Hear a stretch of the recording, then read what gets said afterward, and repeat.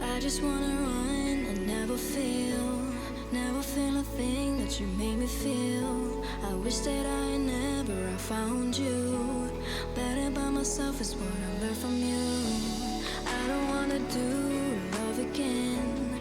Hurting like this, better off dead. How could you do me like this? Thought we were the same, guess it wasn't true. I don't know.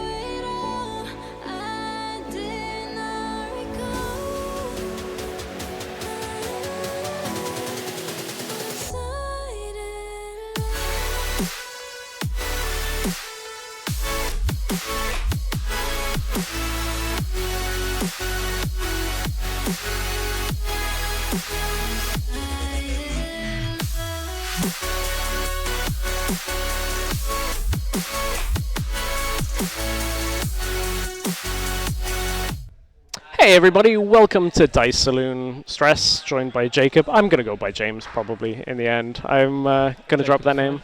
Yeah, or if you see me on Magic Online, you can also use Jev, that works too. Nice. But yeah, we've got some Pioneer games coming from Dice Saloon to show you.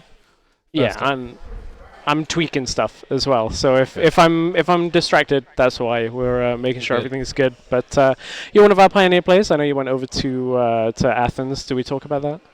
Yeah, I went over to Athens unsuccessfully, unfortunately. I took part in the last chance qualifier, playing Rakdos mid-range, which is a deck that's sort of dropped off now. It's been supplanted by Rakdos Sacrifice. Not sure really why. I think people... You know, it was sort of the top deck. People were playing a lot of it, but I don't think people were seeing a lot of success with it. There are decks that it's really bad into. It has a sort of good general matchup, but overall, I guess, you know, Rakdos Sacrifice just became the deck that had really high win percentages, and we saw that coming out of the RCs. You know, it was having sort of 55 plus win percent, which I think surprised a lot of people, and you know, if people have got the cards, they'll swap over to that. And that's the thing. If people have got the cards, I'll be honest, no one plays Rakdos here. Like, other than you, it's like literally you're the only Rakdos player. I'm just going to tweak audio a little bit on my side of things. And I saw Max, one of our round one players, run to the bathroom. So sure. So we can keep riffing. So yeah, it was a good time. It was really cool. It was sort of first large event that I'd been to. outside the country. Obviously, it would have been nice to qualify through the last chance, but it was really cool to see, my friends play. One of the locals here was playing. You're good to go. Yep, sorry, just signaling to our players that we are good to go. We can get into game as they are back. We'll talk more about that throughout the day. So, luckily, Michael's deck is one that I'm very familiar with because it's a version of the deck that I play. Which I don't know, have we played against this in a while? Like against each other while I've been playing Lotus? We've definitely played a couple of times, and it's definitely an interesting one. It's relying on those strict proctors, those discontinuities to cheat out of the Lotus field as early as possible so you can take advantage of the free mana basically on turn 3, turn 4 to get down a Teferi early. Start untapping those Lotus fields and then you're just going to bury your opponent in expensive spells.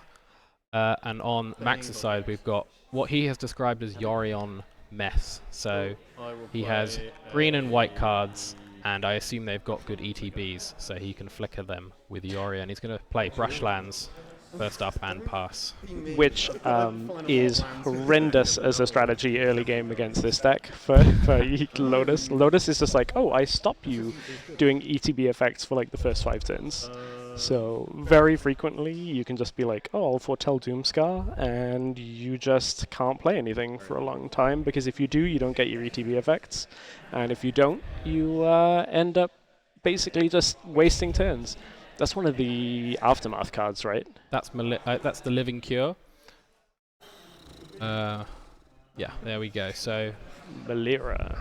Let's get that up on the stream. The Living Cure. So yeah, as Mike has played here, he's played that Strict Proctor early, which is, I assume, going to hamper Max playing his ETB creatures. He can't use cards like Skyclave Apparition to get rid of that.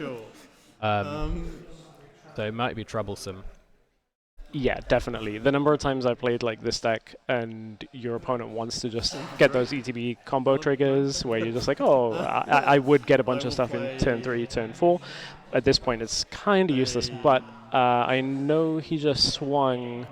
So Malira itself doesn't have poison counters, right? It's just you're going to look to tick it up with Toxic.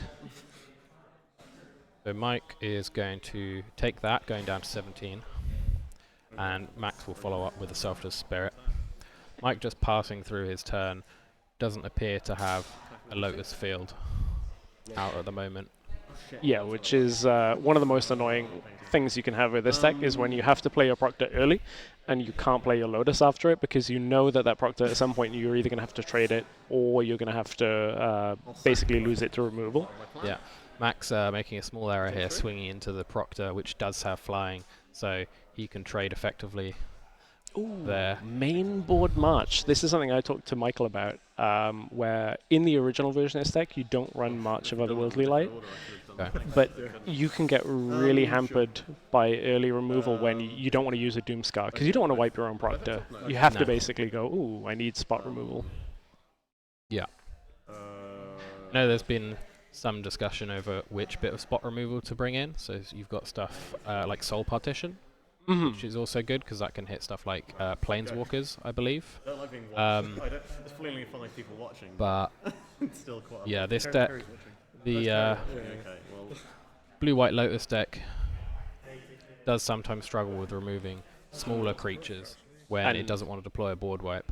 Exactly that, and Planeswalkers are its other really big downside. You do not run anything like Fateful Absence, typically. It's just not a high enough value card to warrant it. Another March coming out to take out the card I'm not sure about. I'm sure it has a good ETB effect, but it wouldn't have worked, so... Still no Lotus. The thing about the deck is it can play quite effectively even without Lotus. It's just like the Lotus is like that gas. When you turn 4 to Fairy, it's like, oh, okay, great. The game is in full control. But in this situation, you're kind of playing... you just kind of don't play anything other than removal for a little while and just wait till you can resolve the Teferi. Yeah, you can fall back to that standard blue-white control plan, although some of your cards are less optimal, as they are ideally being paired with the Lotus. So cards like Farewell, you might not see in. Although I'm not up to date with the latest blue-white tech, or standard blue-white tech, I should say. Cards like Farewell, you may not see as many copies as you do in this version of the deck with Lotus, because it's less likely that you're going to be able to deploy them as frequently. Some people call this deck board wipe tribal, because you have normally 6. Some people play 7 if you play Undo inversion, because that deals with planeswalkers, but it's literally like a one-off just to wipe everything. Yeah. Is that a Skyclave apparition? Yeah. So Skyclave Apparition is going to come in for 5 mana to take out that strict Proctor, though, now. Although the Proctor has sort of done its work. If Mike were to play a Teferi down, play a Lotus, and then he can uptick, untap that Lotus, and he'll have 4 mana floating to do basically whatever he wants. Although, I should say, there aren't that many instant speed cards in the blue-white Lotus deck. That is true. I feel like our... there is a Teferi. I feel like our life totals aren't updated. I will ask him in the next game to move the dice a little bit closer perhaps to the deck, just so that we can see it. But yeah, this is the point where it gets kind of scary. Although, from experience, Max's spot is not actually that bad because of the way that Teferi doesn't have a whole lot to protect it, and there's multiple creatures on the other side of the table. So Michael gets the draw, doesn't opt to bounce because the Skyclave Apparition probably is going to come back around. So it's not as damning for Max as you might imagine. Yeah, and as you said, there's limited spot removal in this deck, so it's unlikely with 2 mana open that he's going to be able to do much. Maybe he could cycle something like an Irrigated Farmlands, but there's not a whole lot he can do to deal with these creatures, so it's likely that we see this Teferi get taken out. So Max swinging it to Teferi there, and it's going to die. Michael just looked at me, so I don't know whether that was the look of don't tell him anything. Not that there's much information that you can't read off. I mean, blue-white, 2 mana open, no creatures on board. You've already seen 2 marches. A lot of that's gone. The actual opportunity to play around it is kind of difficult, but there goes Teferi. Not the end of the world, but still you would love to have that stick around.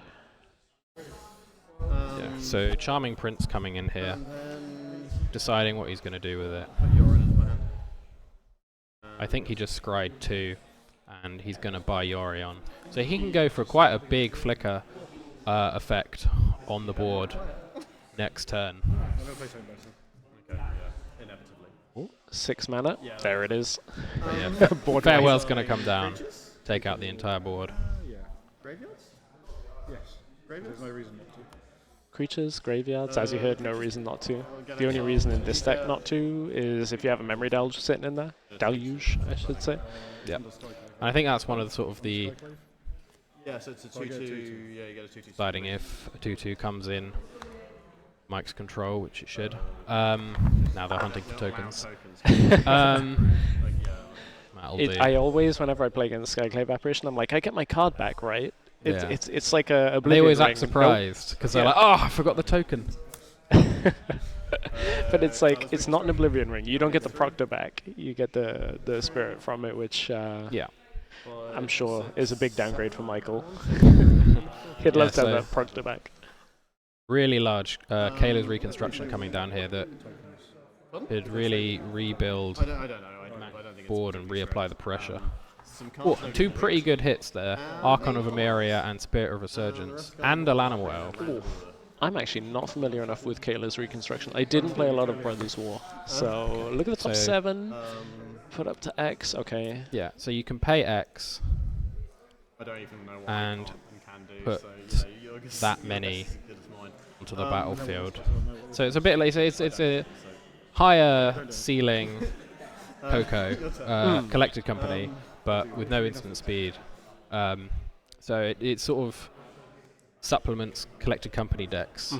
It's just another way to sort of apply a load of pressure to the board very quickly. Which, as this deck, it's the worst feeling in the world when you're like, I just used a Farewell, I need to draw into another one. Impulse will help if he can find what he needs. He can only play 1 card a turn because of that Archon of Emeria, so he needs to. Oh yeah. He needs to dig for a way to remove it if he wants to, play multiple things a turn. I always forget Archon of Emeria, which with this deck is not normally too big of a disappointment. Like, I don't necessarily end up casting a whole lot more than that, because you end up discontinuity on their team if the deck is working. But it certainly hurts when you're digging for something, when you have to cast Impulse into something. Yeah. Yeah, as mentioned, you know, if they play a Teferi, untap, they can Memory Deluge on the opponent's turn, and then untap on their turn with a whole host of new cards. So we'll block one, and again, we don't have life totals currently. I'm gonna go and help sort that in a second. I take 2. You take 2. So yeah, Mike takes 2 in the air and trades the spirit from the Skyclave with the spirit of Voice of Resurgence. Now Max has a 3/3 elemental in play from that. Those spirits or elementals, not quite sure, but is based on the amount of creatures that you have in play. There's not much value to be gotten out of it, but also it's a 4/5 beta in the air, so it's annoying. I'll play it. This is a better spot that I thought Max would be in, considering the Proctor on turn 2. Yeah, Mike's definitely had a sort of slow game of it. He hasn't had those Lotuses, and it's possible that he's got sort of big mana spells stuck in hand that he can't play effectively. And that is one of the most difficult things. Okay, I think it's 13 life to 19, so let's get that updated. That's one of the difficult things that I've had with this deck, is sometimes you just draw 6 cost cards, and you have like 5s and 6s all the way through, and you've mulliganed once already, and you're like, I can play off 5, but if I just have 2 Teferis or 2 Farewells, 2 Discontinuities, I don't want to send them all back, but I need to. Yeah, the ceiling, the potential of the blue-white deck is really high, but the the lows of the deck are very low. When you're stuck there with, you know, all your discontinuities, can't do anything with them, and your opponent is hitting you. And I know that it's neither of these decks, but that's what feels bad sometimes playing against the Rakdos matchups, where it's just so consistent. Like, you just get like 1, 2, 3, 4 throughout the early game. And you're like, oh, okay, most games it just works out. Whereas sometimes your deck just hands it to you ass backwards in blue-white, and you're like, well, nothing to do. Yeah, you can definitely see the wrong half of your deck. Each player can't cast more than 1 spell per turn. Yeah. Non-basic lands your opponent's control into the battlefield tapped.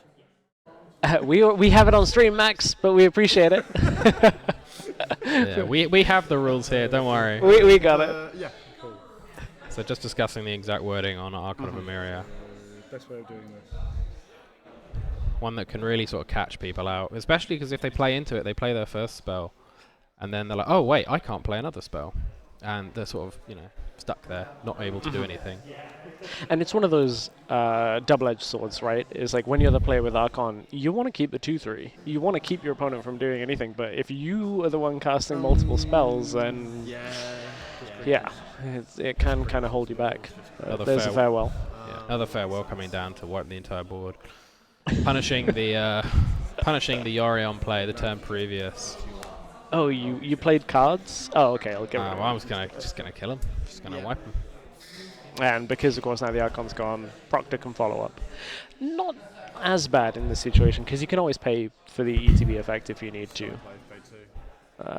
And you're definitely going to pay for that one. Selfless Spirit and... Selfless Spirit, not quite as good in this matchup due to those farewells and those marches. They just exile straight up. No opportunity for the Selfless Spirit to save the more high-value creatures like that Yorion. There's only so many farewells. And that is another one of the things that can really mess up this deck, is when you have creatures that can be given indestructible, that type of thing, can really be annoying, because you don't want to board wipe for just the thing giving it indestructible. You want to get that high value target. Yeah. Very coming down on upticking, drawing, and Mike has a whole host of cards. And he's going to play that first Lotus field for the game. Okay. He's going to pay to copy it with the Thespian stage. Yeah. And he has so much land, he's like, yeah, whatever. Just blow up the basics. Yep.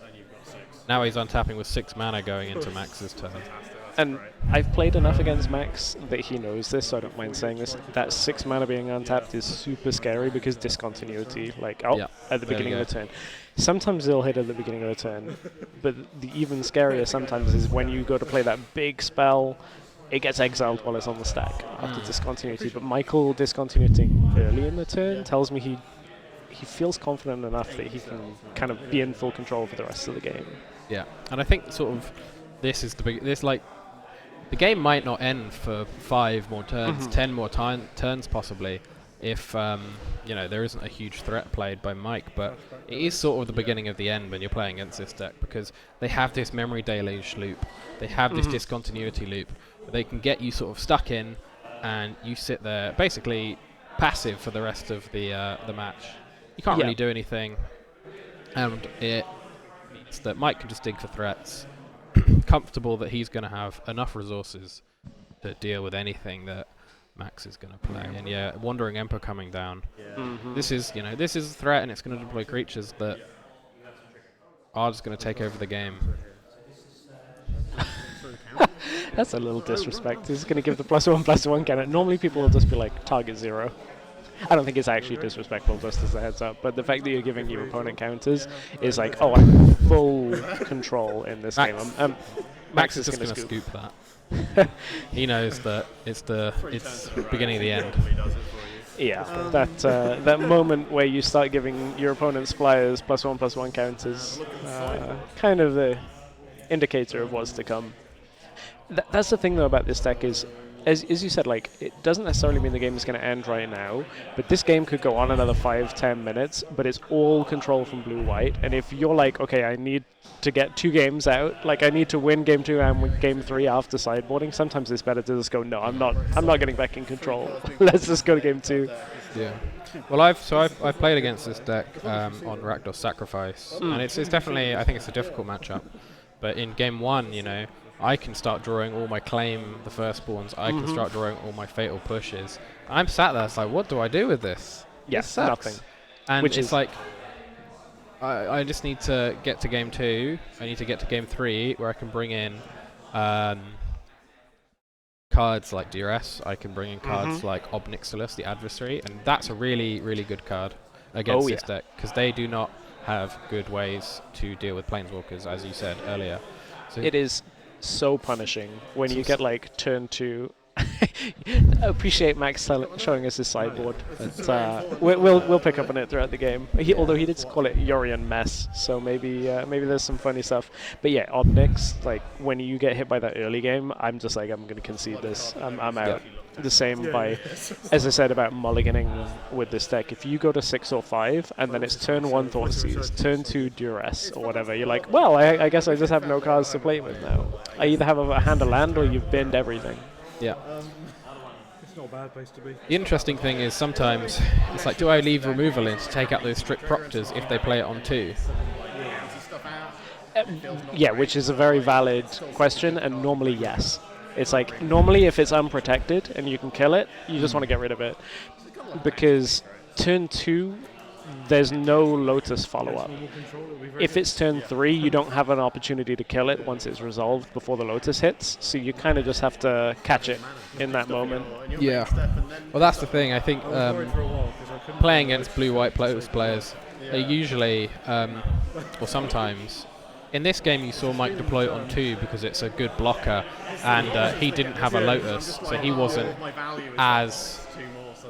He wasn't needing to preserve that proctor, whereas often you'll see them on turn 3 play the proctor and then play the Lotus, so there is no opportunity for the opponent to interact with that proctor before that trigger goes on the stack.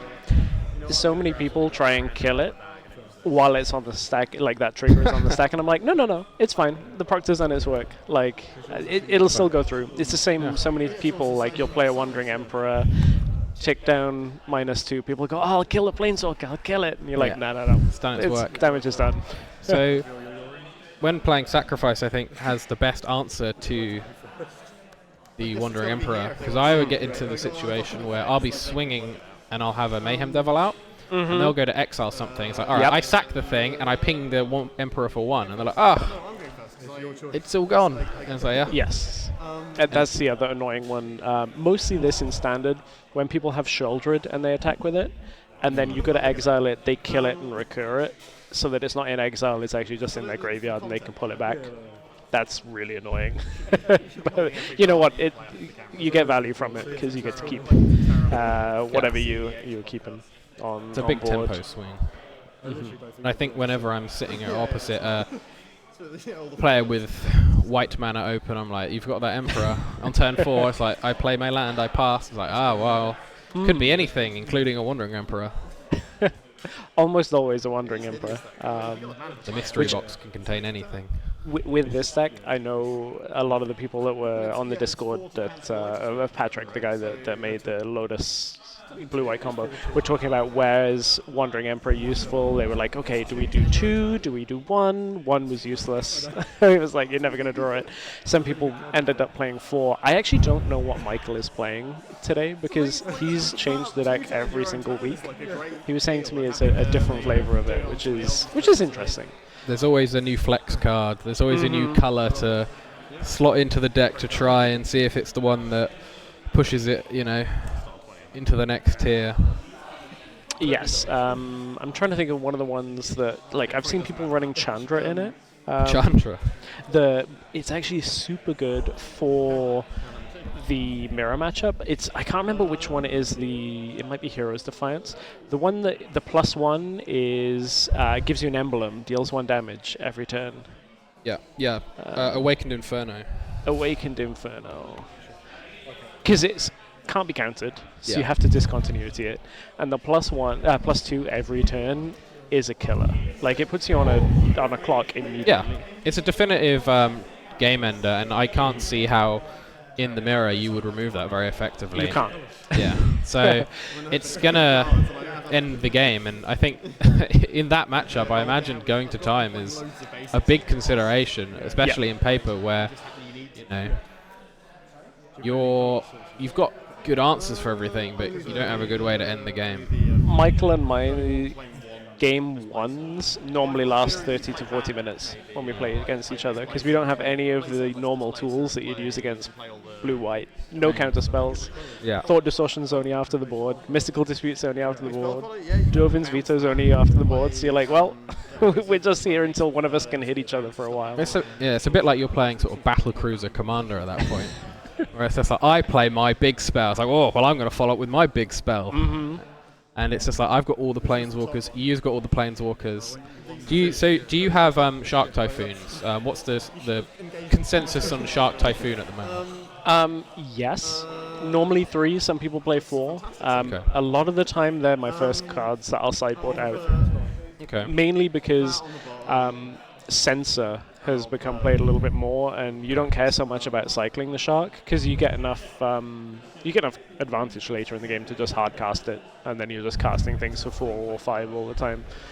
At least in the games that I've played. So Censor kind of fulfills the cycling, but also gives you a counter. Don't know how right that is, but Max is on the plate. We're done with mulligans. I saw Michael at least mulligan once, and Max seemed like he went to 5. Yeah. So I think they've both taken a mulligans here. Max playing out a Razor Verge Thicket, and he's going to play Voice of Resurgence. I think a really good card against Mike. Although... Oh, fire alarm.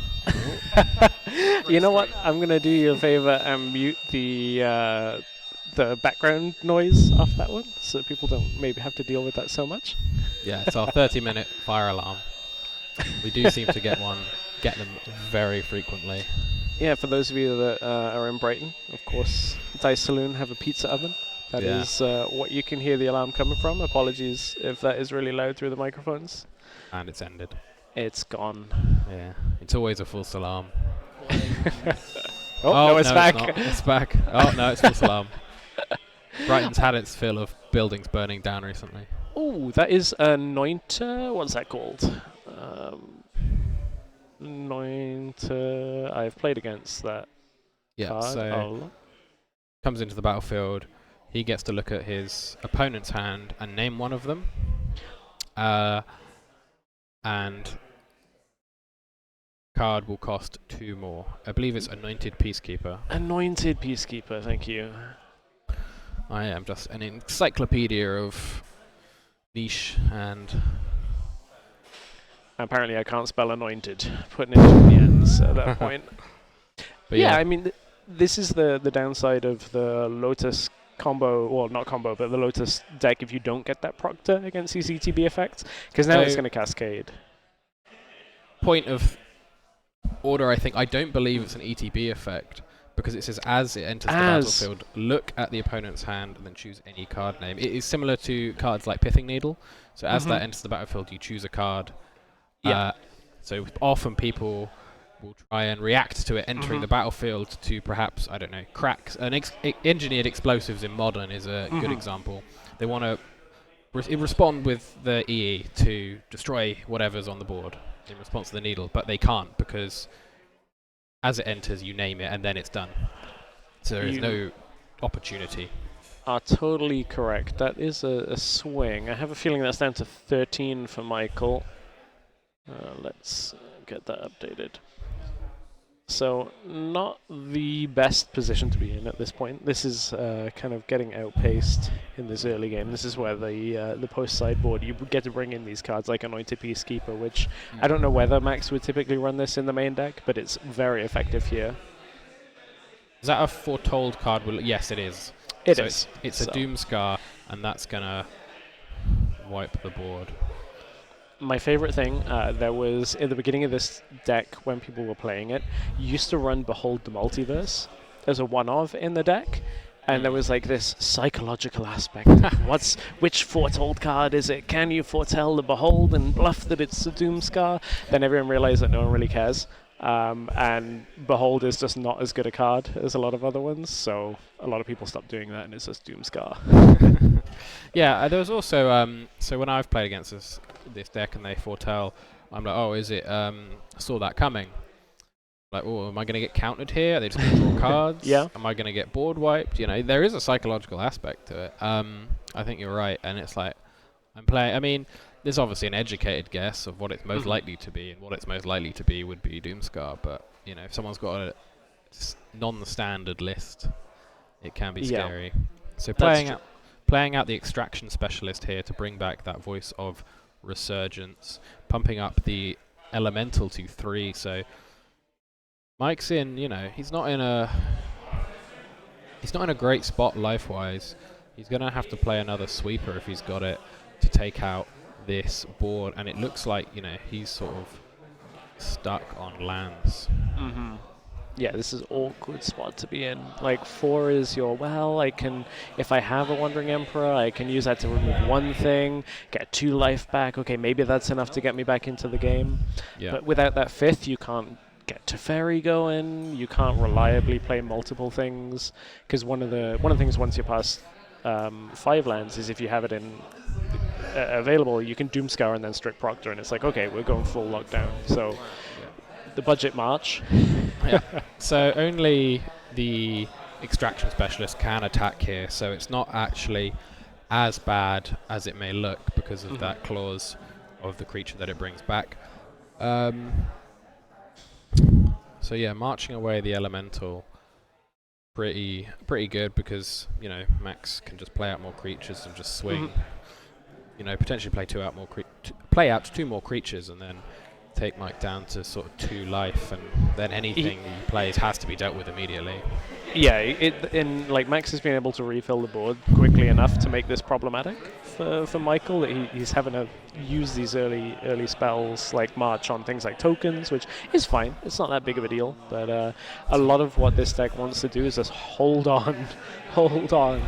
Down to 8, or is that 7? That's a 7, I believe. 7. So yeah, swinging in with the Extraction Specialist and playing out another Voice of Resurgence. And I think this is really troublesome, because even if Mike board wipes now, Max will be left with 2 Elementals that are going to buff each other, so there'll be 2 2s.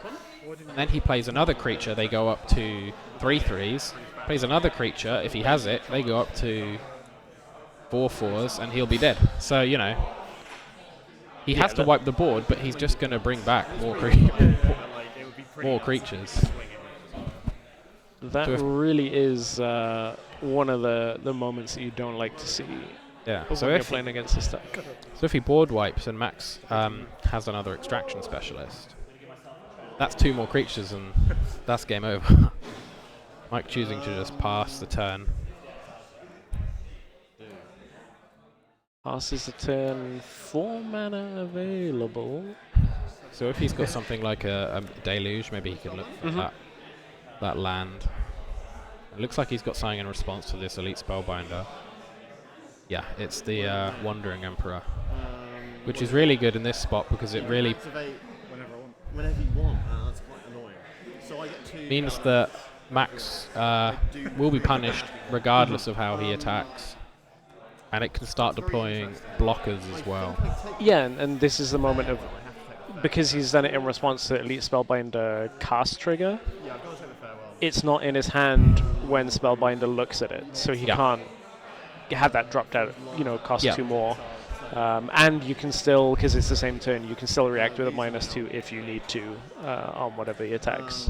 Yeah, and if Max decides not to swing at this, decides not to swing at all because he doesn't want a card to be exiled. You? Yeah.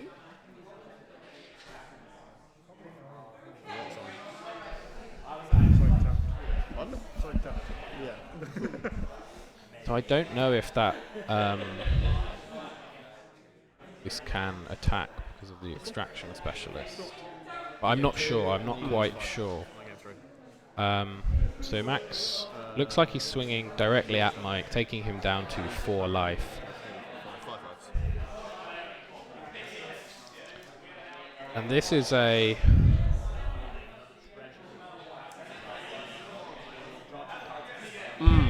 I see. Yeah, so this is a big turn for Mike. He's found the 5th land, and now he's just going to play out the Doomskull, wiping the board. And I think you heard Max realize that, that upside down card. Realize that it comes through. Yeah, forgetting that it could be a Doomskull. But you thought it was the Beholder multiverse. Oh, he thought it was saw that coming. But it is something you forget about, I think. With these different zones, you're so focused on the board. It's like, he's nearly dead, I've nearly got him. You think, wait, what was that card that he put away on turn 2? Oh, God, it could be a Doomskull. I played out my hand now, it doesn't matter. So you just got to hope it's not, but it was. And Mike's just going to play a Strict Proctor, uptick on the Proctor, and now he's in a really good spot. Yes, 2/4 Proctor is so much more comfortable against most creature-based decks than a 1/3. 1/3, you're like, well, I can't really trade too much. 2/4, then you get a 2/2 alongside with the Wandering Emperor most likely from that Samurai and Scavenging Ooze. Ooze. Now that's really cool because that can start pumping itself using the graveyard of using Max's graveyard, but it could also take out those memory deluges that Mike really wants to use to dig for threats when he's got a lot more mana open. And Mike does have access to the Lotus field now. So, and we know because Max looked at the hand earlier that there's a Teferian hand, so he can play that and untap and there it is. There you go, and start using that big mana. Now, the one thing I think that Max still has in his favor is that Ooze basically has to get answered. Because as you said, he can pump it, and Michael's only at 4, right? So Max doesn't care so much about his life gain, but it just means that it's a real uphill battle of turn after turn to try and get into this game. So I'm looking at this board, and Mike has 2 blockers. He's got the Proctor that is a 2/4 and the Samurai that's a 2/2. So Max has an Archon that has flying, an Ooze on 2, and he's got a Elemental that is a 3/3. So he can play another creature and threaten lethal. Yes, the untapped land is a Lotus and a Thespian stage that is not copied, importantly enough. So leaves him with 4 mana for any options. See what Max ends up doing. As you said, 2 blockers means something can get through. Yeah, he has 2 cards, but they must be good ones because he hasn't played them yet. I'm not trying to kill this thing. I think that was Max saying he's trying to get into Teferi. I believe it was a swing directly at Mike. Okay, that would make sense. So Mike's floating mana now. Oh, it must have copied actually. The Yeah, Pestilence Sage must have I copied. believe he copied last turn because I saw him pointing. So he's got a march.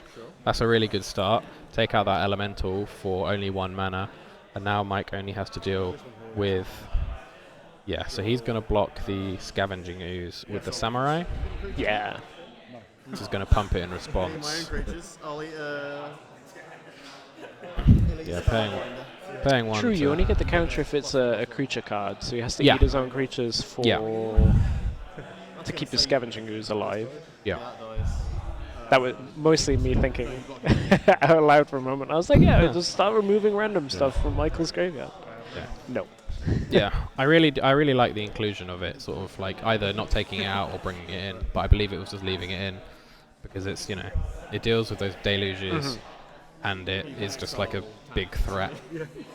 That is And I'm sure there are enough other decks that care about their graveyard. Like playing against Rakdos Sack, you might be able to catch some things. Wandering Emperor is going to get minus. Yeah, okay. Yeah, he needs to that was keep where that was coming from. playing blockers or getting blockers for that Ooze, otherwise he's going to have to do a really depressing down tick onto Theory to remove a Scavenging Ooze, and you never want that. Sometimes you just got to do it. Yeah. Sometimes. Here's the Impulse. That's Memory another Deluge. card. This one was Impulse. Oh, it is Memory Deluge. He runs the different version of it. It always confuses me. Yeah.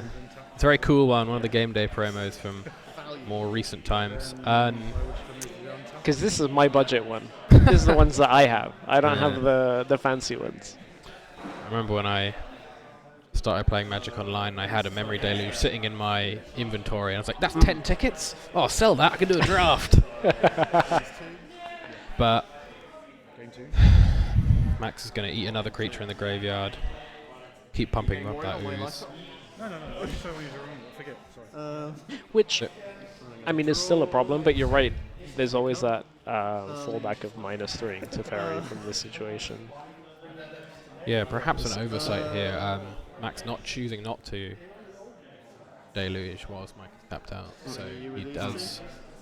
Mike now does have access. If Max wants to exile it, he can just do it in response. Right, of course. Yeah. But There's, oh, that's painful. it's continuity Yorion's on catching the up stack. the Yorion. Yeah.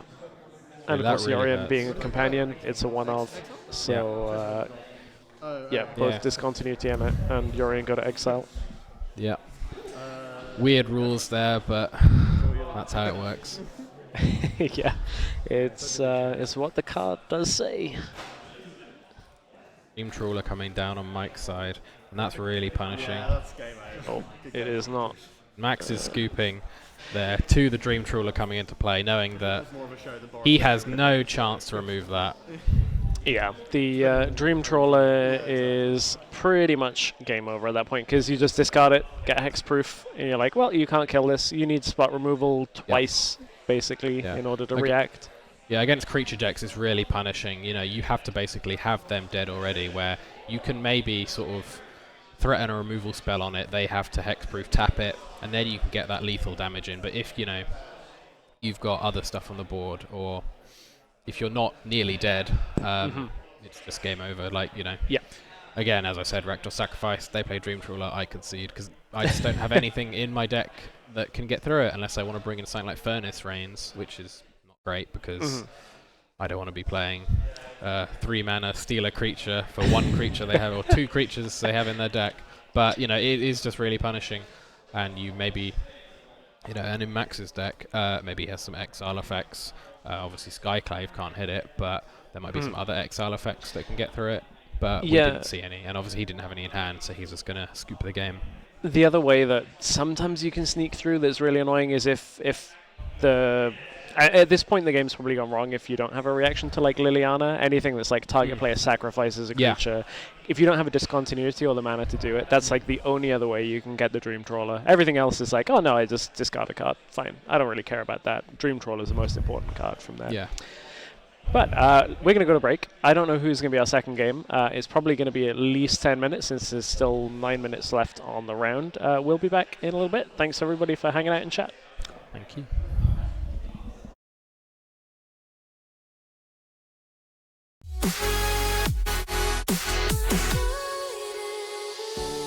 Every time I look back on this, I was on the dark side and you the light. What did I do to deserve this? Praying that the next one will feel like this. I won't open up my heart this fast again. Never again. I don't know what hurts the most. That you were fake or that I gave you the most. I was in love. You helped me escape with your harsh words and pain.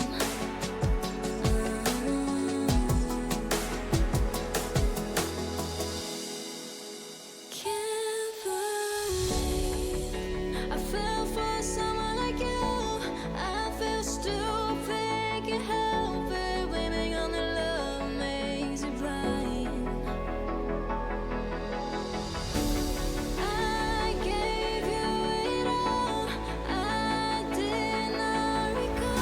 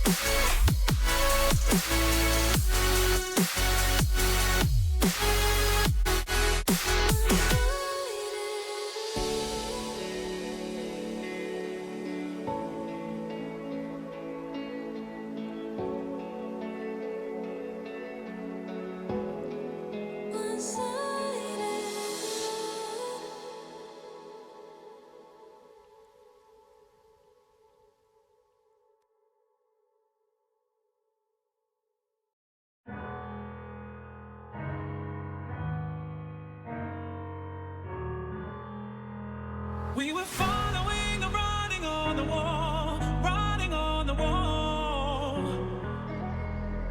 But it's true that we don't see it anymore, what we're fighting for. All I want is something to love from you, baby. Oh, been so long. Why you keeping me waiting, waiting, waiting?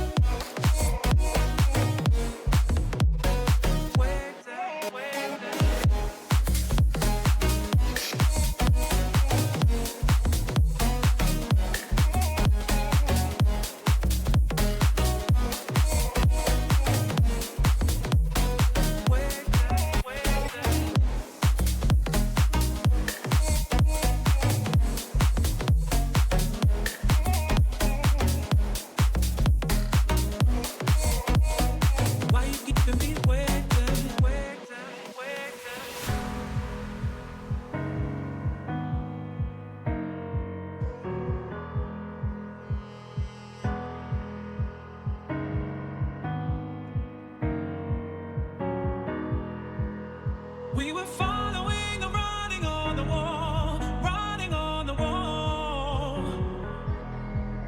But it's true that we don't see it anymore, what we're fighting for.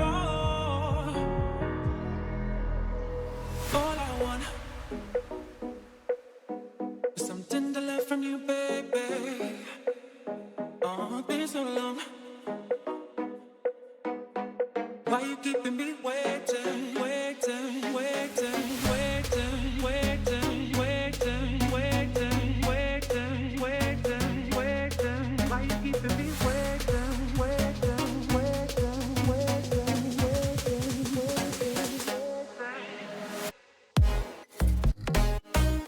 waiting?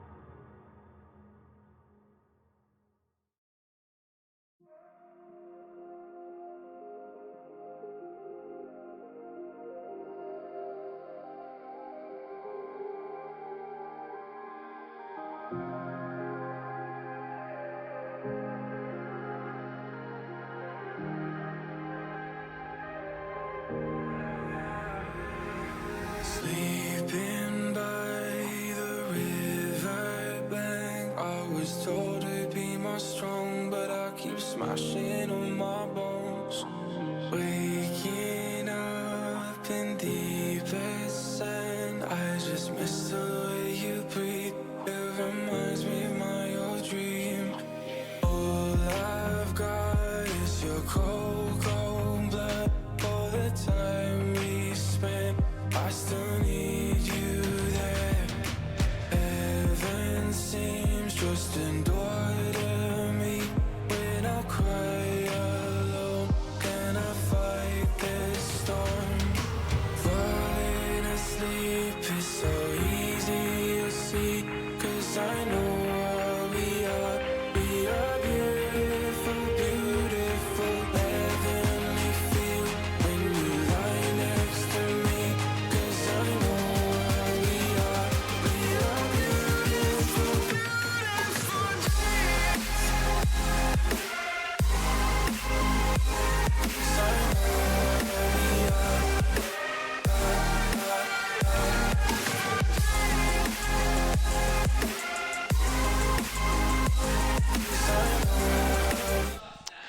Welcome back, everybody, to Dice Saloon here. It's our Thursday night Pioneer. I need to update that we're now around 2 on our graphic. But we have different decks this time, which is good. So let's get right into game. I'm here with Jacob. I'm James. I've listed him backwards. That is a rookie mistake. Yeah, so we have Chris playing Blue-Black Flash, and we have Tom playing Rakdos Goblins. And I think this is going to be a much faster pace of game compared to the one we had previously. Chris's Blue-Black Flash is a deck he's been working on for a while, and he recently got to the semi-finals of an RCQ with it. So he's proven that it works, and it's got some really good cards in it. He was saying that he recently put in the Thought Seizes. He's like, you know what, this card's really good. It's like, yeah, it is really good. Yeah, probably, in my mind, being someone who doesn't play black, the best card. The best card that they can play. I pay 1, okay, I lose 2 life, but I get whatever out of your hand. But I've played against Tom's Goblins list. It's actually really difficult to play against at times, and you can see he's already got Chris down to 15. Yeah, and he started off really strong. He's got that Fanatical Firebrand, he's got that Legion Loyalist, and he's got that Cacophony Scamp. He's going really fast, and Thoughtseize is a good card, as I said, but against an aggro deck, taking 2, that's like a whole combat step early on. Doesn't feel good. Once you do get anything for Cacophony Scamp to, you don't proliferate very often with it, but sometimes you can, but it's that when it deals damage, when it dies, deal damage equal to its power to any target. That's where you're like, oh, if I get rid of your whole board, I'm still taking damage from something. Yeah. If he can pump that up, maybe he can get in some prize damage somewhere. And I'm sure he's got some tricks in there to get it through. Deploying a Fatal Push in response to the attack, killing off one of the Firebrands, going to take 3 from the Scamp. That'll put him down to 12. I played against this with Lotus, and he just kept refilling the board, and I'm like, ooh, how do I play against that? Battlecry Goblin's really good. He can untap and start pumping that board, but he's got no cards left, so if Chris can remove this Battlecry Goblin, then he will be able to sort of slow the pace of the game right down.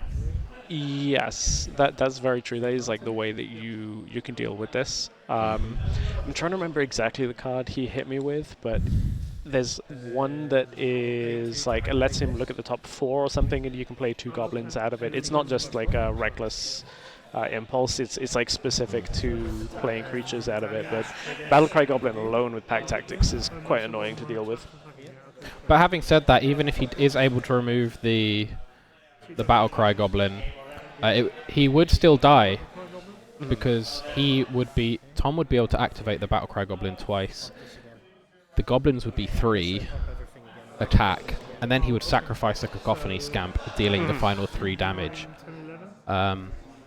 Ooh, that is... Chris is counting up. He says 11. So he's going to go down to 1. There's a Scamp. Yeah, and he's going to sacrifice that and deal 3 to Chris. Quick game moving on to game 2. That Tom is taking how that quick. first We've one. done this matchup before, haven't we? How as well? quick that So, goes. Yeah. Yeah, and if I'm Chris, I'm thinking, what do I take out?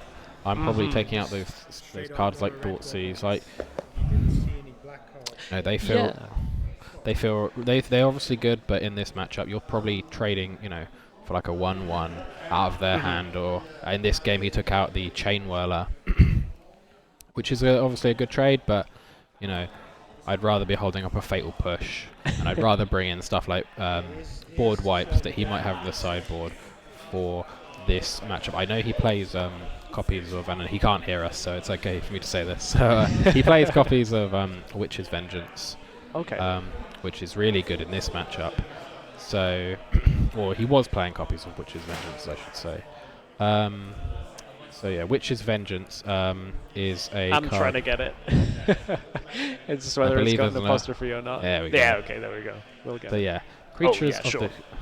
of the creature type of your choice get -3/-3, and if you're against a deck Type that deck. shares, I believe that's the updated term, The new term. the latest terms from Wizards HQ. If you're playing one of those decks, this is just really punishing, and it's only 3 mana. I think that's the important bit, because as you saw from Tom there, he was basically finishing the game on turn 4. And Yes. if you have to wait till turn 4 to wipe the board, it might be too late. You might just die to another haste creature. But if you can deploy this on turn 3, wipe the board, and Tom's creatures aren't going to go higher than 3 health. I can't think of a Goblin that does right now. It tops out at sort of Goblin Chain Whirler, which is a 3/3. This will just get rid of everything, and then you can follow up with your creatures, your flash creatures, and he's got cards that I believe gain him life. I'm not quite sure. He's got one called Slither Wisp, so that's sort of one of the more premium flash creatures. So yeah, I don't know if it gains life. So no, sorry. If you cast another spell that has flash, you draw a card, and each opponent loses 1 life. Okay, That's so it a gives you really card good, really good generation. card advantage. Playing cards like Night Bonder and Sea Dash Octopus as well, other cards with flash, all really good. Interestingly, so another sort of blue-black flash deck that has been seen in Pioneer is the Rogues deck. I believe Chris is choosing to forego those sort of Rogues cards because personally I don't believe they saw great success. They lost really hard to Rakdos midrange, and the threats weren't great. You'd have to sort of jam a Shouldered in your as your sort of top end card. It's like, oh, my deck has threat issues. It doesn't have good threat density. Fine, put a take Shouldered. this, and you just slam a Shouldered. It's like, yeah, deal with that. You've got all these really cool flash creatures. You've got can't remember their names now. The 1/1 and the 1/3 with flying. But then you have a Shouldered, and it didn't feel great. So Is that Brazen Borrower? no, Or Brazen. am I getting- So they did play that card, and it is a rogue. But the one I'm thinking of is Soaring Sky Thief, and I'm thinking of something else. Oh, Soaring Sort Thought Thief. Sorry. Oh, There we I'm go. glad we have a database of cards to pull from. One thing about this game now, I'm assuming Chris is on the draw. On the play, I should say. Now, Yeah. of course, without that Thoughtseize we're expecting, obviously doesn't play it game 1, does give him like that effective extra turn, right? You were saying it's like 1 round of combat in the early game of Thoughtseizing or, shocking a land in for yourself. That gives Chris basically that opportunity to assess and say he does have something on turn 3 to get rid of a bunch of creatures. Oh, okay, now do I need to use it or do I wait? Do I wait 1 more turn that I have from not punishing myself? Yeah, it gives you a bit of like extra life in the early game, and you just aren't trading effectively with the cards in their hand. A Fanatical Firebrand, Legion Loyalist, and a Skirk Prospector swinging in to attack Chris. Chris choosing to do a nothing, so clearly doesn't have that removal he might be looking for. Although it's possible that, yeah. So he's playing a card that I'm not sure. I believe it is Drown in Sorrow. So Yes, it is. It is. there we go. So all creatures same get thing. -2/-2 till the end of turn. Oh, and you get to scry as well. Value. Yeah. So realizing that, as mentioned, the creatures aren't that they aren't that tough. You can easily wipe them with a -2/-2 effect, getting a tiny bit of extra value in. A card I've not actually seen before, so I'm gonna quickly look it up and see where it was originally printed. Oh yeah, true, because it's double masters, so I wonder where the original version came from. Yeah. So Born of the Gods, it was originally printed in. So in one of the Theros blocks. So that's very cool. Always fun to see sort of older cards pop up, ones that I've not seen before. I'm sure someone would be very annoyed that I said it's an older, forgotten card. Maybe Chris would be annoyed, but what I've not seen it before. Chris really likes building his decks just in the way that he wants to play. Is very much not the kind of player that, I'll just get a list and just play it, whatever. So I always have fun playing against Chris because I'm never actually sure what I'm going to get. Whenever I play against the players that play more off net deck lists, I'm like, okay, I know exactly what's in their list, I know exactly what to expect. I sit down opposite Chris, I'm like, this could be anything. Yeah. It's sort of two very different approaches to the game. It's like we know exactly what we're playing, and then it's sort of a mind game of what do you take out, what do you bring in, because that is down to the player, but it's also a style of deck, game where you can sort of surprise your opponent, and people spike tournaments by just surprising people with stranger cards. What is... I thought this is Kumano faces Kazakh. So Tom has tried to play out a Fable of the Mirror Breaker. Oh, it's Fable, okay. Chris has responded with an Urtai, I believe, countering it and letting Tom draw a card. Which is, a really good flash creature. Very expensive. So it's Urtai Resurrected. Yeah, you can either destroy a creature or counter a target spell, ability, or triggered ability, and your opponent or controller, will draw a card regardless. And now I think Chris is in a really good position because he's got. So yeah, you were right. There's another Fable on the board. Sorry, I didn't see that. We've been rambling, so I missed it. So the Fable's going to flip into a reflection of Kiki Jiki, I believe. Which I know what Fable does, but I'm just trying to find it to put it up on screen. But I am not able to get it, so I'll work on that. But gonna follow up with a Battle Cry Goblin. But this does have a lot of mana open, so he's got the options to play out stuff. So it's a treasure that comes from the Goblin, because Fable doesn't give you enough value as it is on its own with everything else. It needs a bit of help. But he's going to give all his creatures haste. Or is it all Goblins haste? It's probably all Goblins. And that's going to give... Well, it might be, I'm not sure. So Battlecry Goblin's going to give creatures haste, and he's going to instantly copy Battlecry Goblin. Yeah, Goblins you control get +1 and 0 and gain haste until the end of turn. So he's gonna lets him swing in. Full swing, create 2 1/1s. Yeah. And suddenly I think this is in trouble. Again. Okay, so the Goblin on the end is the 2/2 from the Fable. Yes, yeah. The upside down. Yeah. So he's activated Battlecry, so he's swinging with 2 3/2s, 2 1/1s, and a 2/2. I believe. That is a lot. That is a lot to deal with. Chris is going to flash in the Night Bonder in response, using it to block one of the Battlecry Goblins. So go to damage? Yep. It's going to take a lot of damage though.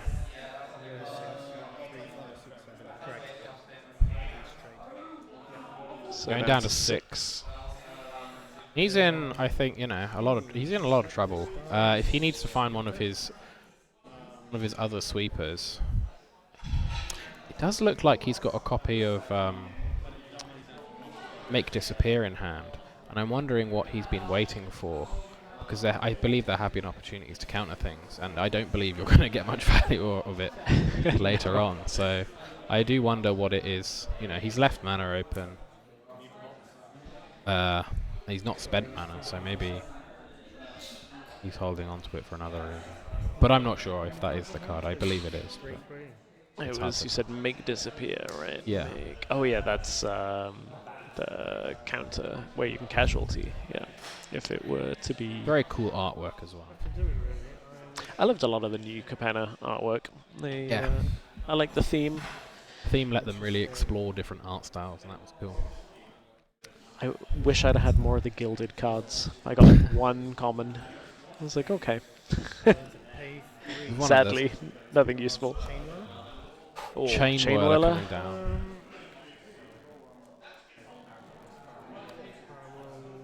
So yes, sorry. So it was Make Disappear, and he's going to use it to sacrifice. He's going to casualty Urtai and force him to pay 4 to play that Chain Whirler, which he can't do. I mean, you're on 4. Yep. So now it just depends on what else Chris has to flash in. Yeah. So Chris needs in combat. Probably needs something like a Fatal Push and something. That's a body. And a blocker At to least one. not take lethal damage, because the Reflection can copy the 2/2, I believe, on the end. So that's 6 damage coming through, and then if he can remove that, but if he can remove it in response to the activation of the copy, he can sort of blank that for a turn, and then he's only taking 2 damage. Make a copy of this guy. Yeah, there is the Yeah, so that's the 2/2 there on the end. copy So of the 2/2. yeah, no response to that, so not likely that he has anything in hand. Make 2 So treasures. now So I it's do just wonder what he has. Yeah, I'll put this in 3. the block. Yes, but I still yeah, that's still for Yeah. Can't quite see what that is. Gonna scoop, Sorry. and the sort of mid-range force in blue-black just can't withstand the aggro. And just the value from Fable, like, damn. Yeah. you only needed to go off once, and Yeah, that copying that Battlecry Goblin was pretty huge, I think. That would have been a good I had done that. agreed. So the unfortunate thing, as I come back to us, is we don't necessarily have another game ready, and that was a very quick second round. Yeah. So, I mean, we'll head to a break. We'll come back with the third round. It's probably going to be about half an hour, but yeah, I mean, sometimes that's just how it goes. When you're playing Goblins, you either win in 15 minutes, a best of 3, or you lose in 15 minutes. You're like, I'm done. If you're at like it's fun when you're like at a big event, and you can just sort of you finish your game really early, and you're just sort of like walking around. I was like, that's a fun game. Wish I was still playing. Blue-white players, Ugh. 4 rounds in, that haven't eaten, haven't used the bathroom, haven't done anything, and they're just stressed out. You're the Goblins or Mono Redburn player. You're just like, sure, yeah. Looks Let's fun. get to take a rest. And speaking of that, we'll go take a rest. We'll be back. Probably, as I said, about 30 minutes left on the round. If they cut it early, we'll come back early too.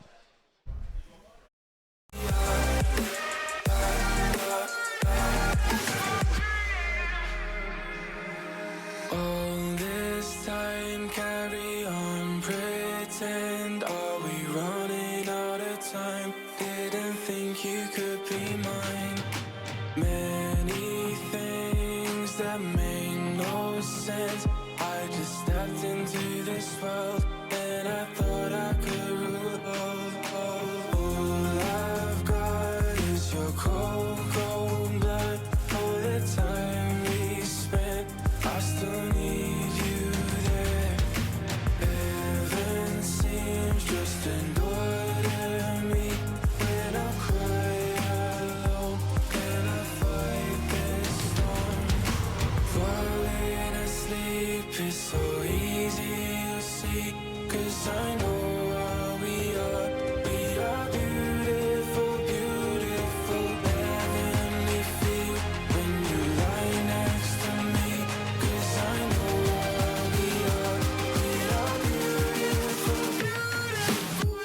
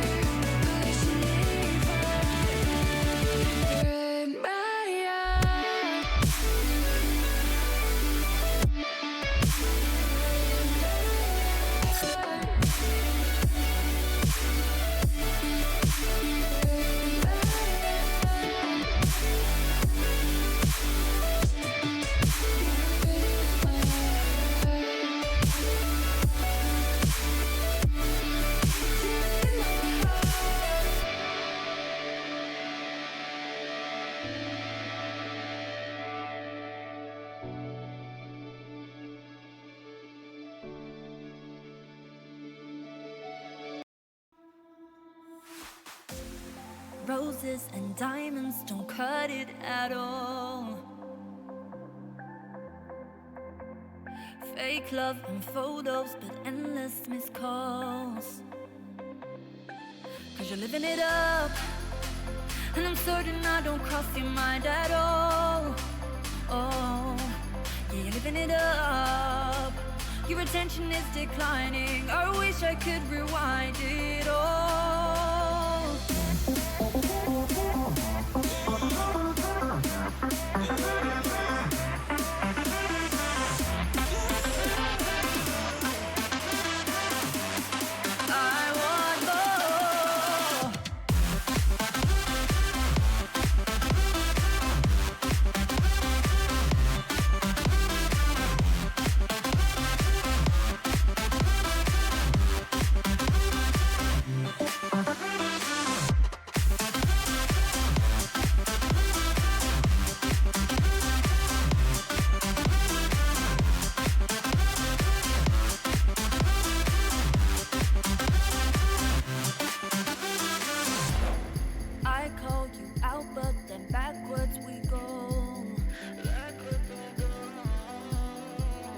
Love letters crumble with no love to show. I give my all, but get nothing back. Wasting my time, you don't give a damn. About me, so let's close this scene. Cause you're living it up, and I feel I'm not getting what I deserve. Yeah, you're living it up. Your attention is declining. I don't think you will ever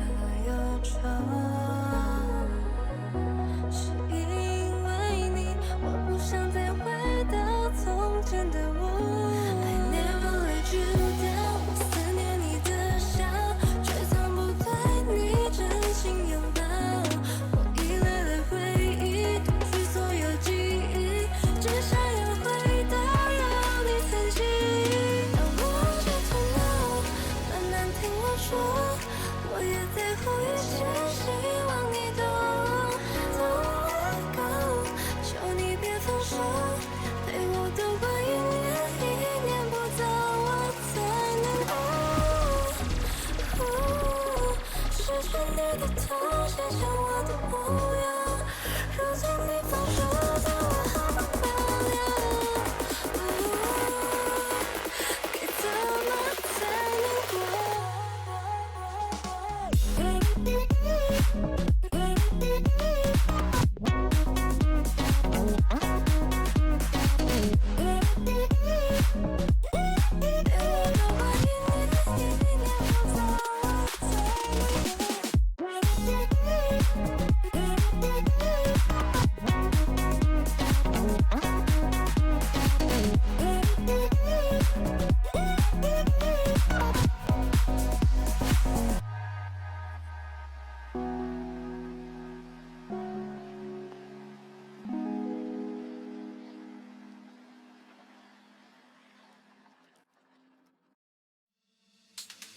？No one will ever tear us apart. I'm falling in the dark. Although I know that you'll be right by my side, I wanna make you laugh right now. At the beginning of our love, yeah, we forgot we had it all. And after all,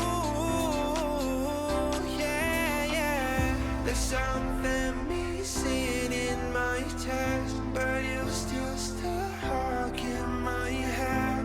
Yeah, you still stuck in my head.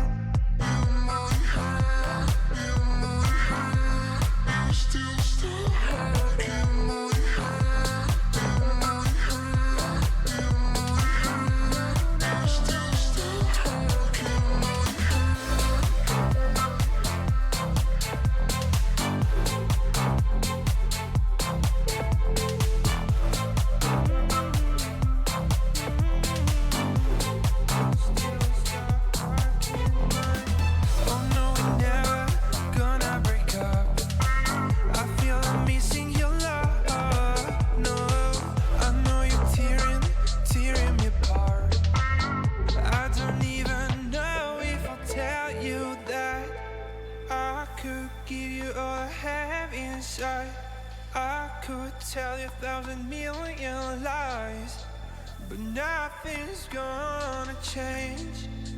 Yeah, it will be the same. At the beginning of our love, yeah, we forgot we had it all. And after all, yeah, there's something missing in my chest, but you're still stuck in my head. Yeah, you're still stuck in my head. You're still stuck in my head. You're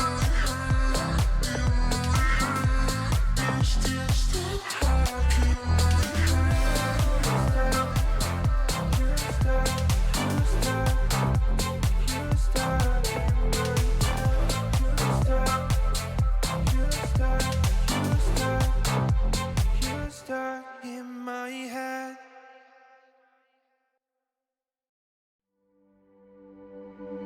Yesterday and tomorrow now feels sad and strange. I was your everyday, but then you just walked away. Silent, silent and gray. Yesterday and tomorrow now feels sad and strange. I was your everyday, but then you just walked away. Silent, silent and gray. Silent, silent, silent and gray. Silent, silent, silent and gray. Silent, silent, silent and gray. Silent.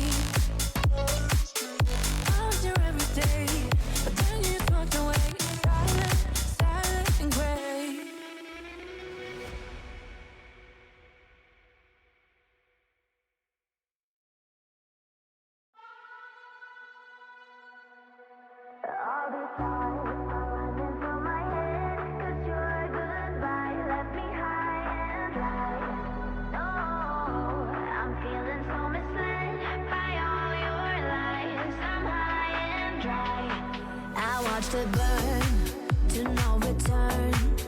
I saw you light matches, so we became ashes. Can't think straight, is this my fate? Didn't think you would leave me, I'll never be set free. I tell myself, don't look back, he's not worth a single tear. Things will get better with time. Move on, forget the past, feelings fade or disappear. Things will get better with time. All these thoughts are running through my head, 'cause your goodbye left me high and dry. No, I'm feeling so misled by all your lies. I'm high and dry, high and dry. I'm high and dry, high and dry.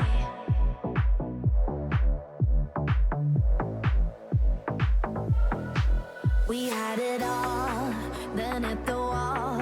Oh, you were too savage, causing me damage. I felt safe, you played the game, made me feel like a mistake, drowning in heartache. I tell myself, don't look back, he's not worth a single tear. Things will get better with time. Move on, forget the past, feelings fade or disappear.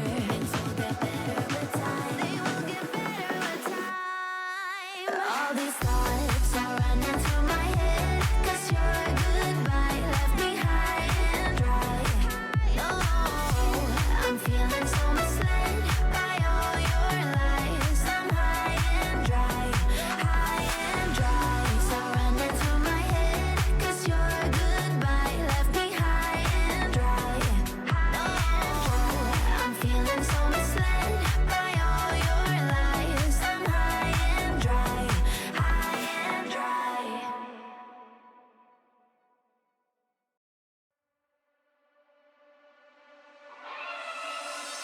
With that look of your face, today's just not your day. Aren't you the one who chose this game? So why when it gets hard, do you throw in all your cards? Just wait it out, the weather will change. You don't know how to take it easy on yourself. You project your shame onto everyone else. Where did this come from? Who had hurt you?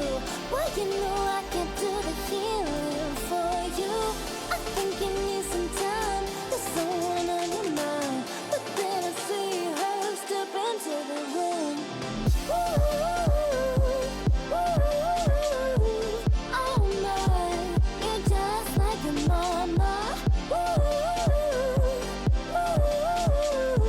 Oh my, you're just like your mama.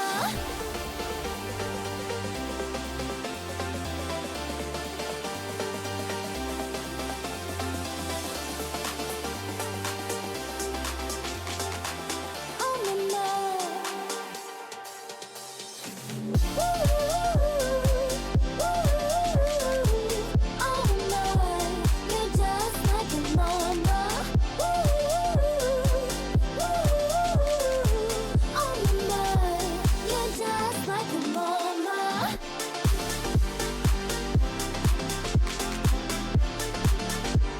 You're just like your mama. Oh my, you're just like your mama. I didn't deserve what you put me through, just 'cause she did that to you. I'm not your punching bag in lieu of. You need to be the one to face yourself, take the initiative, just ask for help. I know where this came from, she had hurt you, but you know I can't do the healing for you. I think you need some time, there's someone on your mind, but then I see her step into the room. Oh no, you're just like your mama. Oh my.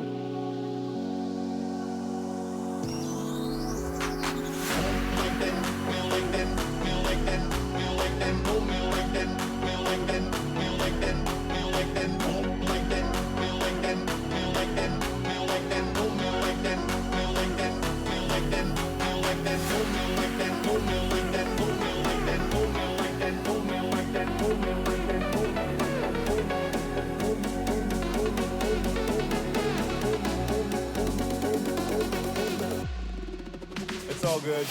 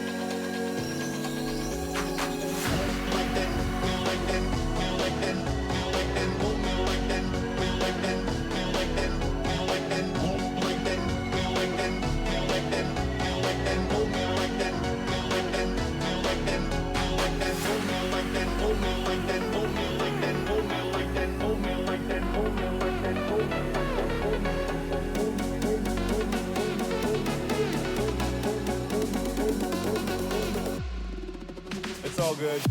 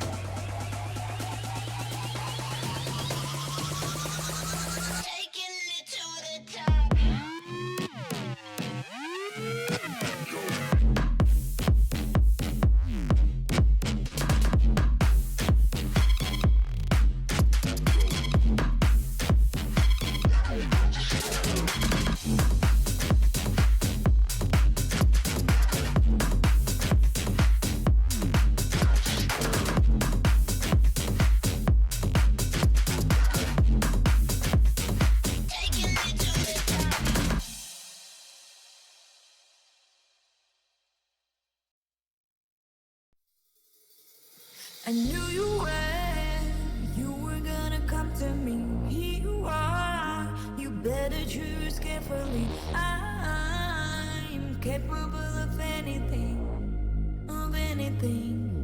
and everything. Make me your Aphrodite, make me your one and only, but don't make me your enemy, your enemy, your enemy. So you wanna play with magic? Boy, you should know what you're falling for. Baby, do you dare to do this? 'Cause I'm coming at you like a dark horse. Are you ready for perfect storm, perfect storm? What's your mind, what's your mind? There's a going.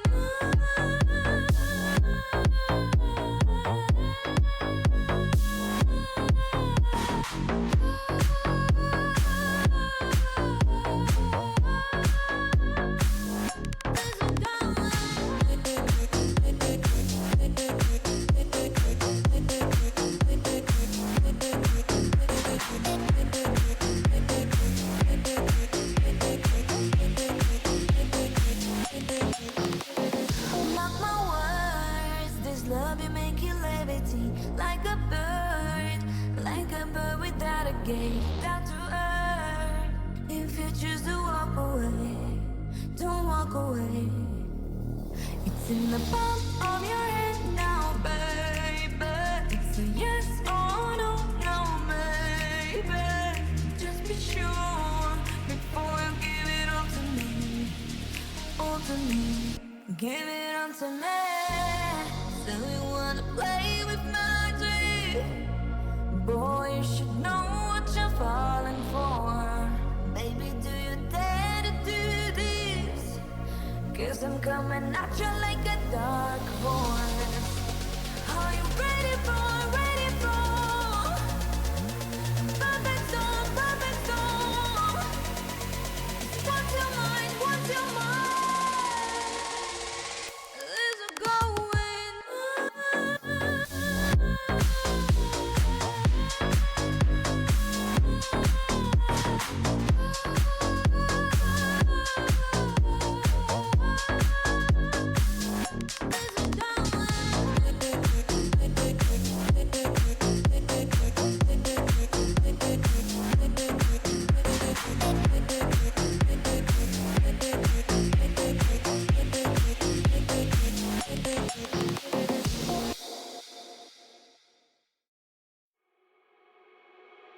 Please take your time to spread like wildfire.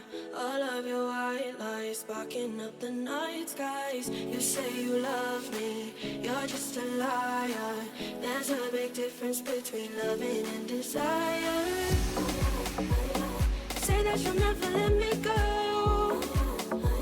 but maybe I should've known from the start you were wrong for me.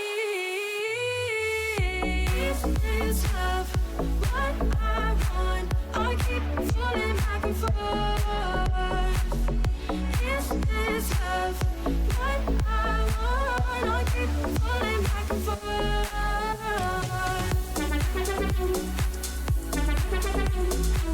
I keep falling back and forth.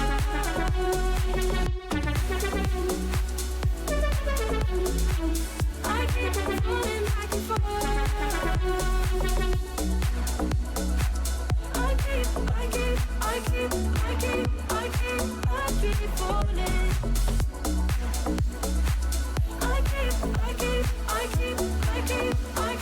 I keep falling.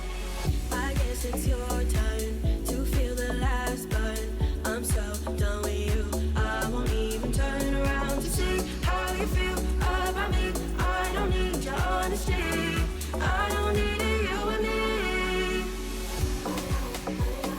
Say that you'll never let me go, but maybe I should've known from the start you were wrong for me.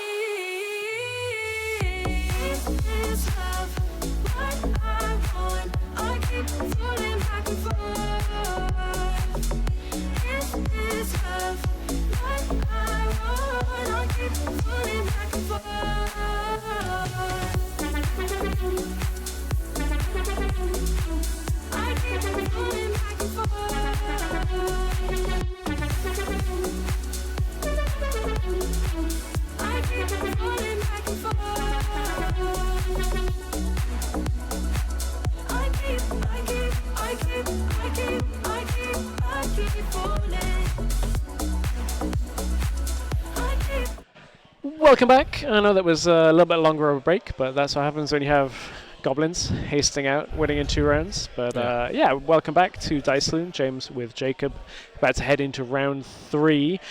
And this is going to sound a little disrespectful to some of the other decks, but we have 2 meta decks playing against each other. This is where I'm happy with Magic. We've got Izzet Creativity going up against the Strict Proctus deck that we saw earlier. So this is where I'm happy, and I figure you're probably happier too, having meta decks. Yeah, it means I don't have to sort of squint at the cards and guess what they might be. And yeah, so we're going to see Mike from round 1. He's going to face off against Aaron on Izzet Creativity. So just shuffling up here, getting ready. Looks like Aaron's kept his hand, and Mike is mulliganing. Yeah, and I was kind of talking about this earlier with this Lotus deck, especially when you know your matchup of what you're going into.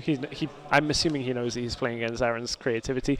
You now have to aggressively mulligan. There are quite a lot of hands that you can't hold with this deck. Where some people are like, no, you just got to learn which hands are playable.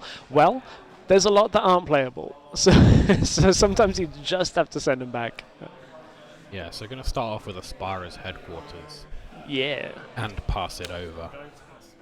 All of the Storm Giants coming and also passing it over. But yeah, I mean, Mike has to be a lot more careful now about interaction on his turn, because the rounds that we saw previous, he wasn't worried about counter spells or things like that, but in this game he does have to worry. And a big draw there with the Lotus. We'll see if he plays it. He might just, play out one of the pathways over. And this is a matchup where he's like, okay, I don't need Undo Inversion, so I'm going to play it as a land. That's Magma Opus, is it? Yeah, so he's going to discard Magma Opus, take 1 from the Shivan Reef, discard it, create a treasure, So he's playing the Gearhulk version, where you want to get out... I can't remember the word that comes before Gearhulk. No, it's Torrential. Torrential Gearhulk, thank you. Attempt to cast the Stern Lesson. Yeah, Stern Lesson, going to draw 2. I believe discard 1. And then create a tapped Power Stone, which, as you can see there, can cast the Torrential Gearhulk, because the Power Stone says that you can only use it to the mana to cast artifact spells, or it's worded differently. It's can't be used to cast non-artifact spells. So it can be used for activated abilities, and it can be used to cast artifact spells, which Torrential Gearhulk is. So if we look in Aaron's hand, I believe he is holding that Torrential Gearhulk. So we're going to see a really fast Magma Opus, and I don't know if Mike will be ready for it.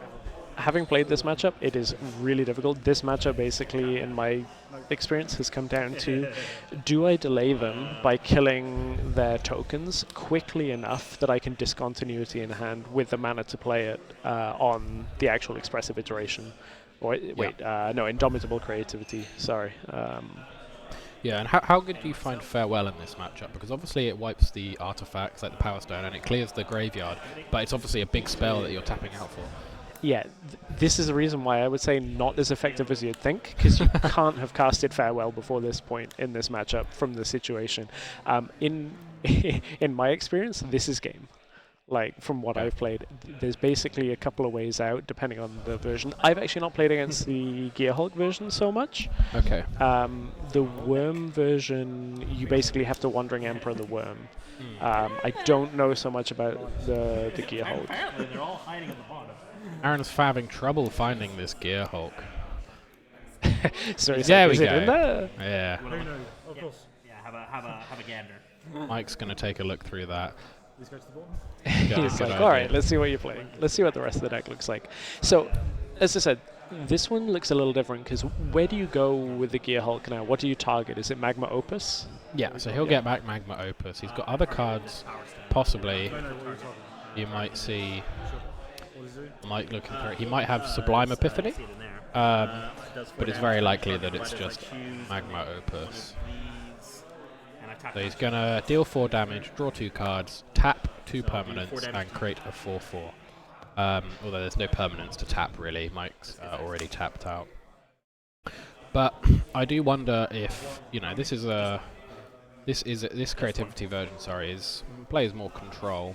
But I wonder if it is prepared for sort of how much mana this Lotus Field deck can produce. And so in Mike's hand we've got the Dream Trawler, and that's going to be a card that is really hard to remove for Aaron, because he's got a lot of damage space removal. He can't counter anything. Mike's choosing not to play it because he's going to go ahead and play that Lotus Field instead. Oh, that's so nice. And funnily enough, I was chatting there on before this round. He's actually not played against this matchup. He's not played against the Lotus deck. So I think we're going to learn in real time. I mean, you can kill the Proctor now, but the damage is done on that Lotus actually coming in and having the trigger blocked. And what I would say is, like, this Gearhulk version, because it hasn't killed that turn, it is going to give Michael time to get further into the game. Yeah, okay, he's in trouble still. Like, that's still a lot of damage coming through. I think he's down to 8. Yeah. But as long as he's got some kind of a wipe, which I didn't see his hand fully, and I don't want to say it too loud. His hand looks like he's holding 2 lands, a Teferi, a Dream Trawler, and a Strip Proctor. Gonna attempt to cast the Teferi. And this is, I would say, probably, I'm not going to say a risk, but you notice he hasn't put it to 5 yet. He's thinking about whether he wants to +1 it or minus he's going to +1. I was going to say, this is not risky as such, but it definitely says, okay, if I get away with this, I can stabilize easier with the Teferi with power. Yeah, so his good draw there, he drew Iganjo, so that 4/4 elemental will likely be dying, as Aaron is obviously going to try and get through some lethal damage or take out the Teferi if he's not feeling super confident. Another stern lesson coming in from Aaron, creating that Power Stone, but one thing to be mindful of, is that Aaron is holding, I believe he's still holding, another Gearhulk. He has that. Mike might think he's safe with this Iganjo and this Rick Proctor, which is now going to die because of a spiteful. Can't remember the exact name of it. Volcanic Spite. That's it. Thank you. But he could just be killed by another Magma Opus from the Gearhulk. Yeah, that is something to play on. I think that's when Michael was like, okay, if I plus this, maybe I stabilize. Otherwise, it might just be done as it is, because so much value has come through for this first creativity. Gonna Iganjo the Elemental, and I believe that Gearhulk's being swung at Teferi. Yep, Teferi's gonna die, but more importantly, that Teferi is, keeping him out of range of that Magma Opus. And soon Aaron's just gonna be able to hard cast it. Got 6, well, he's got 5 mana open now, so he's a little bit away from casting it. But another Teferi. This deck just goes, oh, you dealt with 1 Teferi. Okay, here you go. Here's the second one from hand. Yeah, and with the Memory Deluges they play, although he hasn't played any of this game, it does feel like that. It does feel that they sort of never run out of Teferis. They never run out of Wandering Emperors. There's always a second or the third one in hand. But I'm curious as to why he hasn't played out the Dream Trawler yet. It really is kind of like a... So I don't know in this matchup specifically, but you have to basically be in a situation that I found where it's 1 against 1. Also, Gearhulk, you can't block it with Dream Trawler, because Dream Trawler is only going to get plus attack. It doesn't get plus toughness, so there's a world in which it kind of doesn't do enough. Obviously, it lifelinks, so that's one way of helping. Does it gain indestructible if you tap No, it? it's hexproof. Okay, right. Yeah, otherwise you just declare block, discard a card, indestructible. For some reason, I think all my removal I play is, direct. Well so targeted. it just feels like it's got indestructible.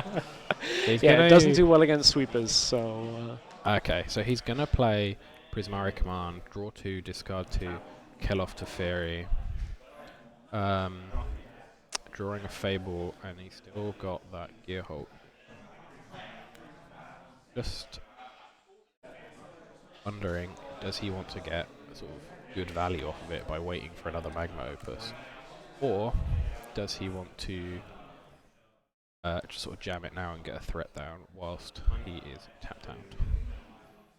And I think now, not necessarily knowing the matchup from Aaron's side where he hasn't played it so much, he's got to figure this out step by step. So Hall of Storm Giants going to get animated, and Michael's going to scoop. Okay. Yeah, he's going to scoop up. Because he's going to go down to 1, I believe, with that swing. And then he knows that any direct damage spell, Prismari, Magma, kill him off. Yeah, that really is not... And that's that moment where the Dream Trawler is not so useful, right? Because you can't block the Gear Hulk, because it'll die immediately. You can't block Hall of Storm Giants, it's going to die immediately. And I think the only way out... I can't remember whether Michael had a Thespian stage, but I don't even think he had enough mana to copy the Hall of Storm Giants, animate the Storm Giants, and trade 1 for 1. That's one of the only other outs that you can get with this deck at that point.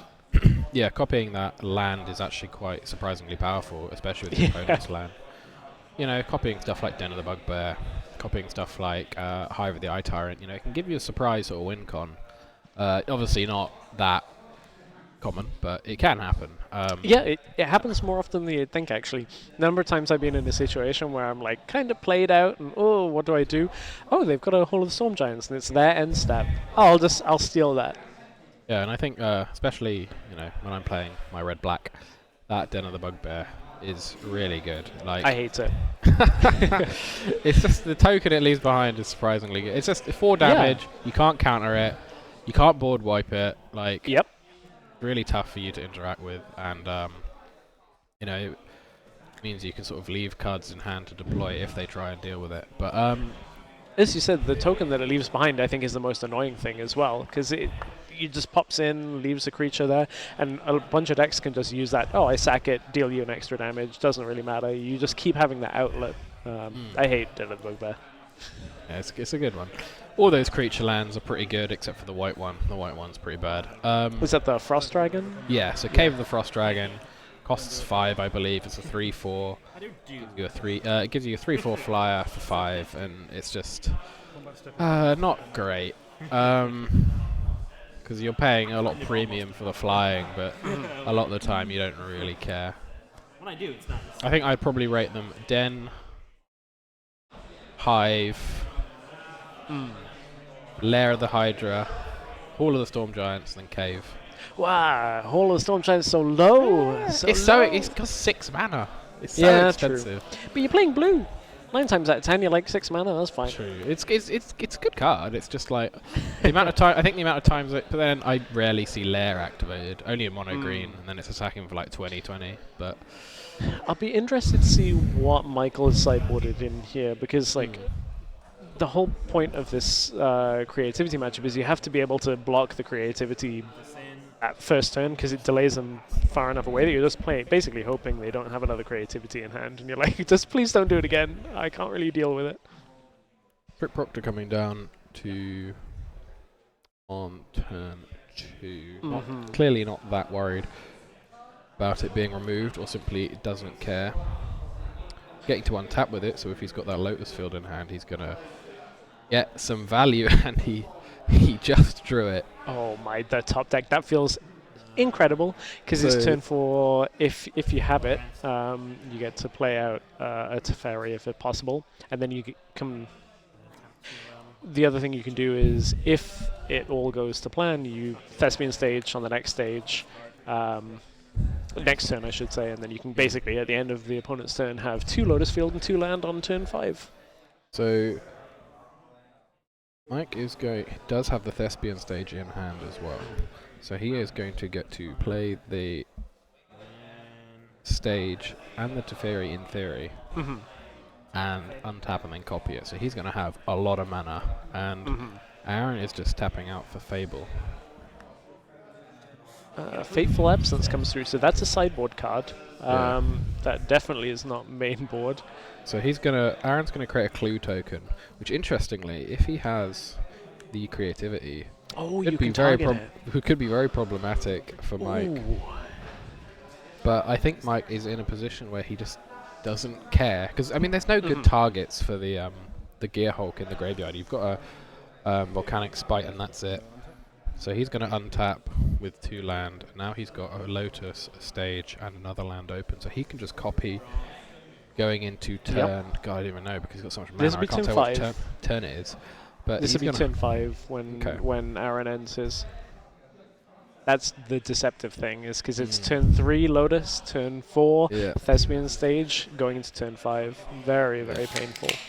Gonna drop the Mystical Dispute and Apologies, stream. Michael just opened his can of whatever right next the to the microphone. loudest can in the world.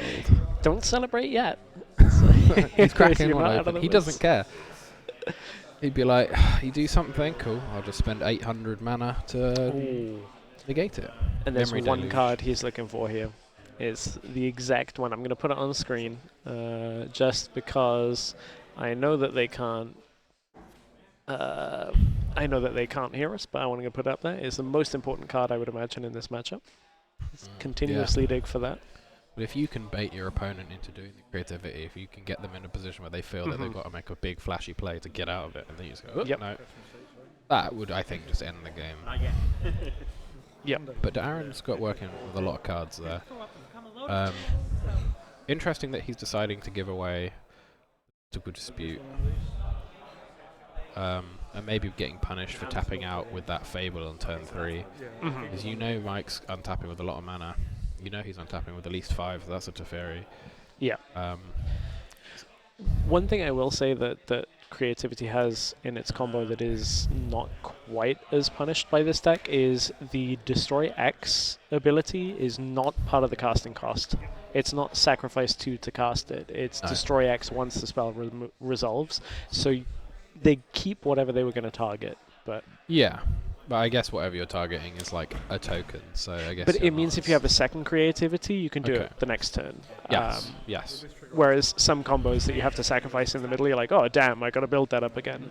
So Mike's going to discontinuity with the Fable trigger on the stack, meaning that it is going to not transform. But it does only delay it 1 turn. Yeah. I'm not quite sure how that works. I believe it's... it was my understanding that it ticks up, and then the... It's gone forever. Yeah. So okay, that makes sense. As Mike said, it's gone forever because the counter is put on, it triggers, but then you exile it, but then you exile the triggered effect, and then it's got 3 counters on it, so it sacrifices itself. That's... I'm going to let Michael... I think he was just explaining that because it ticks up to 3, just as you said as well, and then I guess the next upkeep step there is no 4, so it just... Yeah. Well, it sees that it's on 3, so it's sacrificed. At the end of the step, yeah, okay. Yeah. At some point it's sacrificed because enchantments say when it has X counters on it, sacrifice it, so it will go. So he's just exiling the effect so it doesn't flip. Right. So we're going to see Stone Lesson come in. It's a bit of a confusing one, discontinuity, because it does a lot of weird things that people aren't usually accustomed to, like just cancelling effects and triggered abilities. I think is one that can catch people out. The one I ran into the other day was when it's like do it at the next end step. That is normally done on your opponent's end step because it's their turn, but then if you discontinuity, you don't get an end step. So it actually happens on your end step. It's really strange because, Yeah, because you're just skipping through everything. Yeah. And it's just like, oh, where are we? I'm not sure. But it's going to see Mike in a very commanding position, I would say. He's got that Teferi on 7 loyalty. Get it up to 8, obviously, ultimate Teferi, and then he's going to... But, that's one of the win cons of this deck, is just having the big Teferi ultimate. So, Floats 2 mana. floating? Yeah. Memory Deluge. Look at the top 7.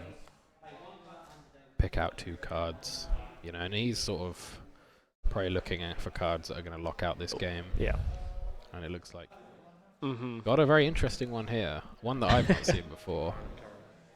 And I'd be interested to know if we could bring it up on the screen, just because I can't remember what it does.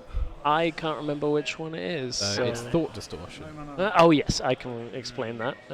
I would be very interested to reread that, because I know it's a good effect. There we go. Oh boy, yeah. Yeah, that's it's basically in any matchup where you need to prevent just non-creature spells. Like, this is good in the mirror, this is good in this matchup, it's good against Lotus combo, it's good against blue control because the first line of text on it. Like, yeah, it's basically a you have nothing. and even though the color profile of the deck is white-blue, you obviously with Lotus have access to everything. So there is the creativity. Although the fact that this is resolved, we still in Michael's turn because he hasn't untapped. This has to resolve. Oh, does it have to resolve both? And then I take That's a good question. Which, I mean, It's not instant speed, so it can't be. It's Yeah. possible that... did he not memory deluge? But at the end step, Assume you got another one. I'm not do you sure. need? Maybe he it just would have needed. he forgot. It's possible that whilst we were talking, he did 2 spells. I think so.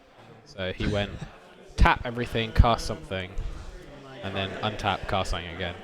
Possibly why he was floating mana to... Yeah, so apologies. We've missed what happened there. But he's going to... Aaron is going to creativity for 2, casting Volcanic Spite and playing Stern Lesson from the graveyard. Yeah, again, he's got no really amazing targets, but he feels that he is under... You know, if he doesn't start doing something soon, he's going to be losing very quickly. And now he's got 2 5/6s. And, Yep. you know, whilst Mike has these, you know, this thought distortion and this... I played my land for 2. Doesn't help against this. Yeah, he is going to be beaten to death by Torrential Gearhawks. So, And typically in a matchup like this, you do sideboard out a lot of your board wipes because Doomscar is generally ineffective in this matchup. So you're like, that's 3 cards, I don't need so much. So you kind of have to dig for it. That's why I'm a little surprised because the kind of, you know, the first rule of Fight Club type of thing about this deck is leave 6 mana up. So I'm looking forward to hearing from Michael later. Oh, Aaron has to lean forward and read it too. yeah, he has to check what that does because it's not a card that commonly comes up. So all of his cards are going to go. Just exile them all. Mike's just like, get rid of them. Get rid of them. They're done. They're done. We're done here. Yeah, again, not catching out any of the big hitters like the Magma Opus, but you know, it doesn't matter. It's you know, Aaron's got 2 5/5s that he's got to close out the game with. One card in a dream. Well, 1 card, 2 5/5s in a dream. Yeah. To put it more specifically. Mike's got some good answers to them. Mm. He's got the Wandering Emperor in hand. Yeah, He's beginning of the got- turn. There you No. go. Stop your draw. Your 1 card in hand. Untap.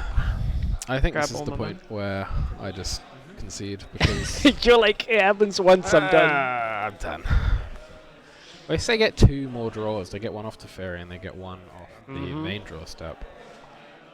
Now, that is, I believe, 2 used in this game. So, obviously, in any format, you can only have up to 4. So, you But- can't do it too many times. I think I spot another one. So You are correct. it might be happening again.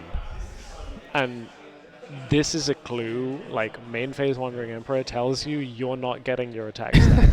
Yeah. Like, I'm just going to do whatever I can and ever I want, sorry. And you're just going to, you know, you're along for the ride. mhm. And I think that's, you know, we have a banned and restricted next week for for all formats. I think they've moved it to once a year. And honestly, I Yeah. wouldn't be surprised if we see Lotus Field take a hit. Yeah, I think that's kind of fair. I think it Waiting for like approach or I would say it nothing enables else does it, unfun. right? Yeah. Nothing else does the same effect. And yes, there. Aaron's like, okay, I guess I don't get this turn either. Yeah, it's one of those cards where nothing else has the same impact when it actually works. Yeah. So yeah. So obviously Either- the bigger Lotus deck, Lotus combo, Lotus Field combo, is very good. Definitely favoured by a lot of pros because I think it rewards sort of like clean technical play. I played it the first time I came to Pioneer Night here at Saloon. I got lost. I went down a rabbit hole of untapping and tapping. There were Yeah. channeling and You've got to be very aware of what's going on at all times. Interesting sideboard card I just saw there was a Denic. Oh, Denic, yes. Pious. Denic. I've forgotten how. I'll put Pious in. I'm not finding it. Okay. I can't remember. I can't remember what it does. So it basically means it prevents cards in graveyards being the target of abilities and spells. So, Torrential Gearhulk, not that great, because it is a 5/5 4/6. It's one of the ones I saw a lot of people talking about putting into this deck, and I don't have one, so I haven't actually played with it, but there it Denic's going to hit the board, so it is... Looks like Denic, Pious Apprentice. That 2 ends? I'm not sure. Yeah, I'm having difficulty finding it on Scryfall, so apologies chat, I would normally put it up on screen right now. Yeah, looks like it's not coming up, so... Okay. Gets a counter on it as well, puts the blocker down. Swing 1 each at your planeswalkers. High Denic, by Denic. Yeah. Obviously Denic can come back, because he has got that disturb cost, which lets him be cast from the graveyard. And now Michael's like, okay, I just need to block and prevent any spells from downticking Teferi in any way, because you just downtick it for 8, and you're like, fine, I've got more of these in my deck, I don't care, the damage is done once the emblem is on. Yeah, once the emblem resolves, the game's kind of done, I would say. And Dream Trawler at this point, you can block with it, protect Teferi, your win condition is there.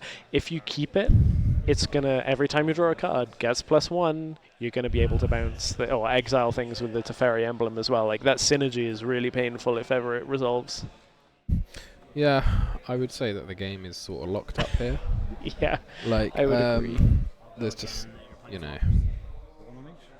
I have been neglecting life totals, so glad the players are paying attention.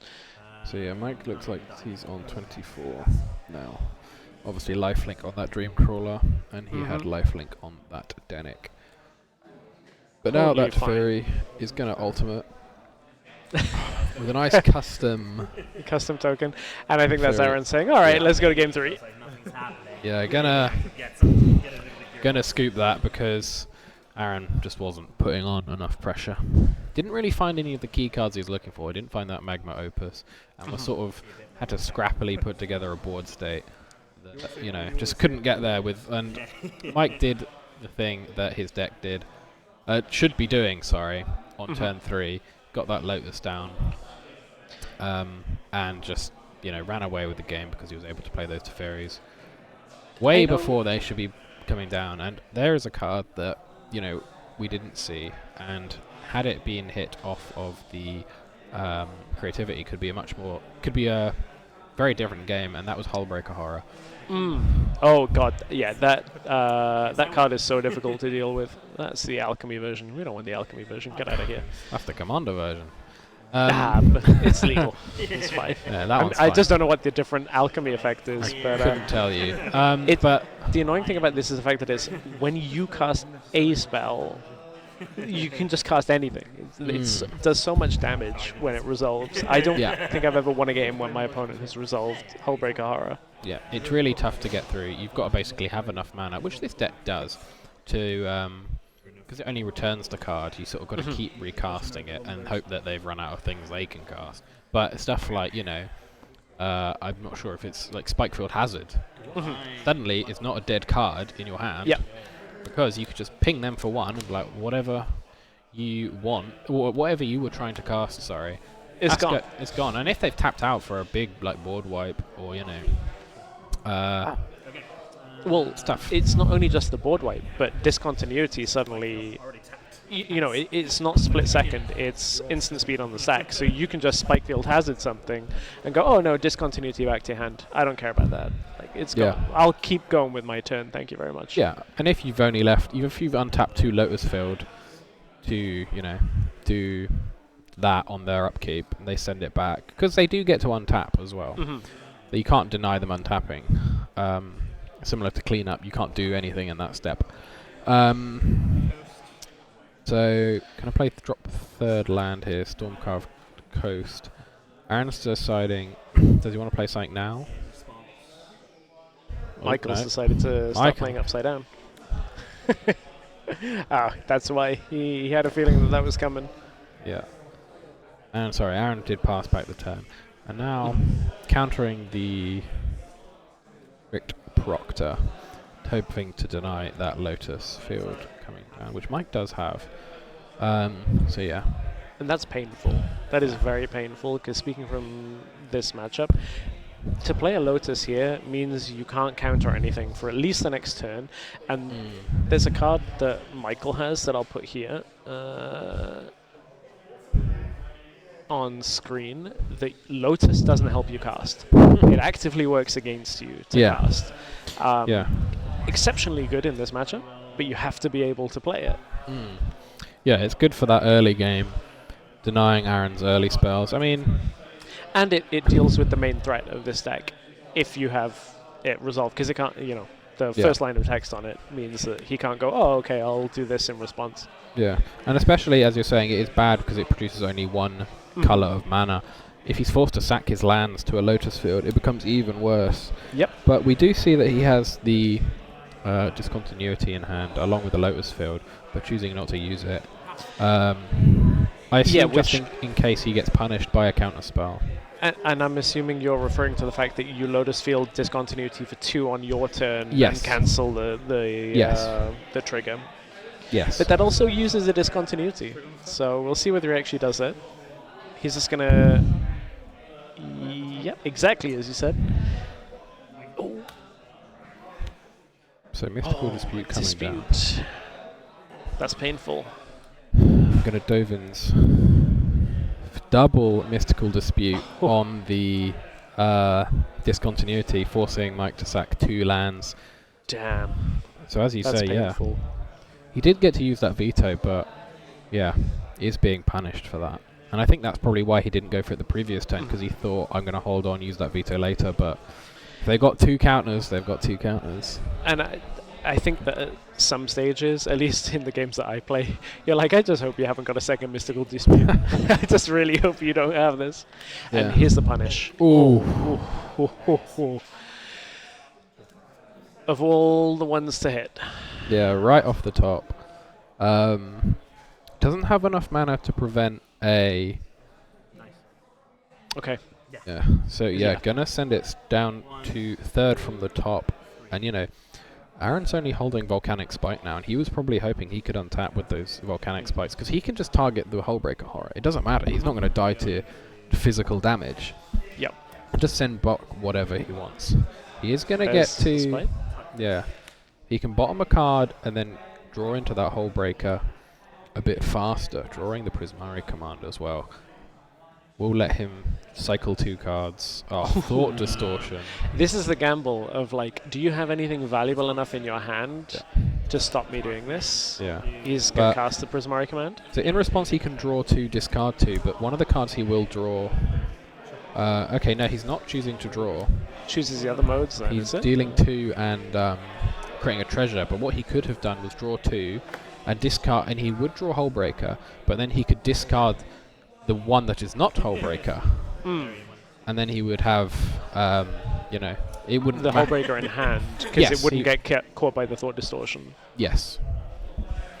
So, Hullbreaker, I believe, is 7 mana, so he needs 1 more land to cast it is 7. But he won't have anything to do with it, is the problem. I'll just get on our life totals. I think it might be 16. Yeah, Stern Lesson's going to draw 2, make a tap Power Stone, and then have to discard 1. Obviously, probably won't be discarding the Hullbreaker. He's got the choice between the Mountain, or he's got the choice between the Make Disappear.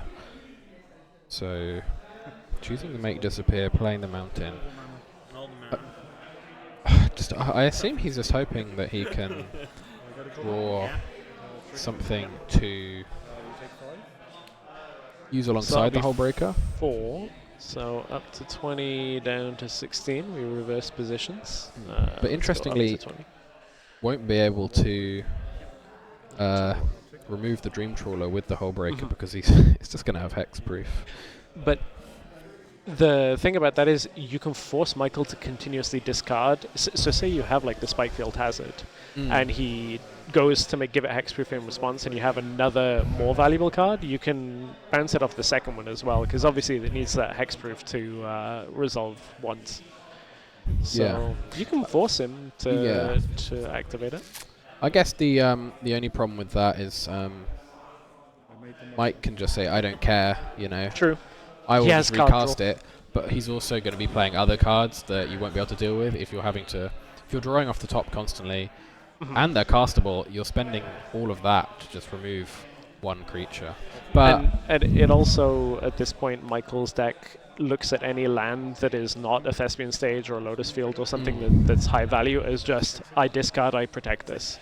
Like every single bad draw turns into just protection on his Dream Trawler.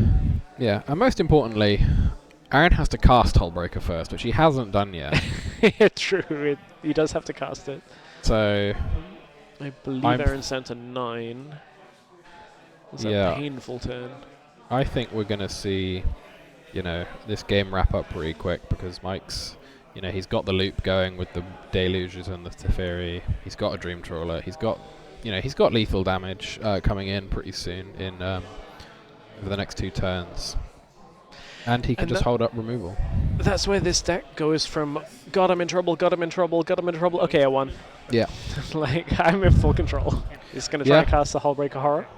Yeah, I recently played against this deck, and I got my opponent down to 1, and then he untapped with 2 Lotus Fields, and then I lose. So that's sort of how the game goes.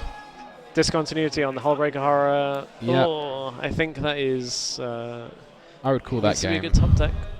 But you can't rule someone out. But just yet. Don't know if it's that good. It's 2 because it's drawing my turn.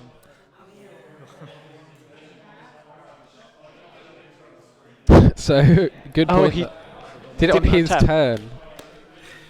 Yeah. There's the handshake, though. That is going to be Michael taking it 2 games to 1. Yeah, the second discontinuity, I think, kind of gave it everything. As that is our last game. Michael goes 3-0 on the evening. Yeah, that second discontinuity. As he usually does. Yeah. He is the Dice Saloon end boss. Modern, he'll be 3-0. Pioneer, he'll be 3-0. So, you know. I've beaten him once or twice. To be fair, I haven't matched into him that much. But yeah, he's the one to beat because he always brings the very unfair decks. I think in Modern he plays 4-color elementals a lot. So yeah, I was actually learning Modern against him. I was playing 4-color Omnath. He was playing blue-white control, unsurprisingly. I mean, every time I draw against him, we were playing mirror matchups, which is specifically why I've started playing blue-white spirits. I'm like, I'm going to not play this matchup anymore because blue-white Lotus against blue-white Lotus is not fun. And that's somebody who likes playing the deck. If you like to think a lot, which I'm not keen on, I like to just sort of curve out and then just turn my creatures sideways. But if you're keen on sitting there for 30 minutes, wiping each other's boards for all time, then you can play that mirror. But yeah, I mean, this deck is, you know, when it gets going, as we saw in the last couple games, it just feels it feels unbeatable. Yeah. You know, and in part because, you know, you just have so many options and so many cards to cast.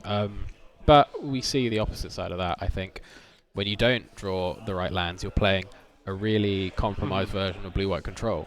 You don't have your absorbs. You don't have your on-curve cards to cast. So it can be very troublesome. You're sat there with discontinuity for 6 mana, and you're sat there with farewell for 6 mana, and you're on 3 lands, and you're like, well, this hand is useless. I can't do anything. Which is one of the reasons why creativity, I think, for me, I found is a really tough matchup. But that's specifically the worm version, where if it goes off once, you die. Like that turn, and if you don't have Wandering Emperor, you're dead.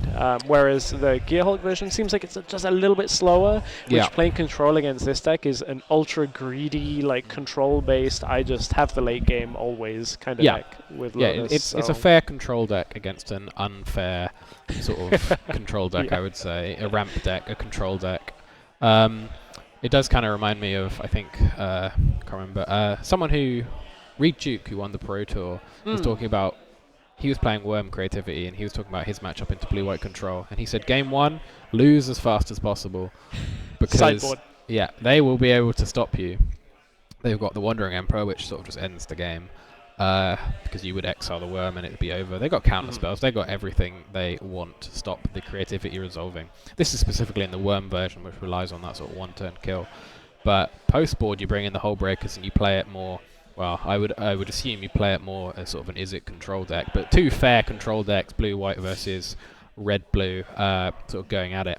But yeah, as we saw, the big mana and the early Teferi sort of just make it a bit too tough. Yeah, Teferi plus Lotus Field is not a fair control deck. Well, Michael is going to go 3-0 on the day. That means he gets 3 packs. It's not the most competitive event. We have a mix of ranges, but there are prizes. It's 3 packs plus, I think 3-0 is a foil prize pack plus so prize pack for winning. Yeah, so the other way each around.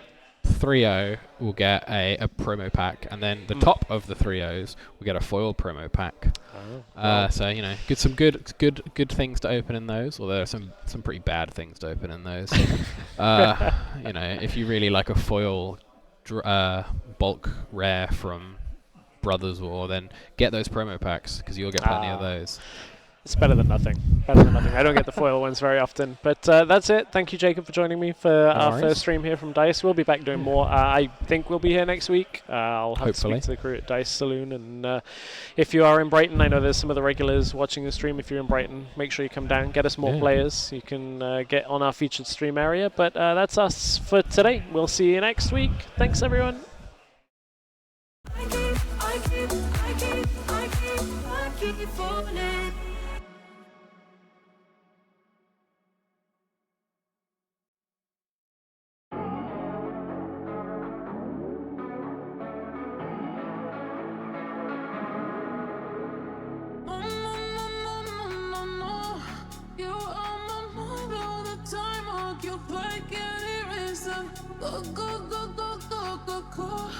Boy, I was blind, all the glitters on side. What a mess you made.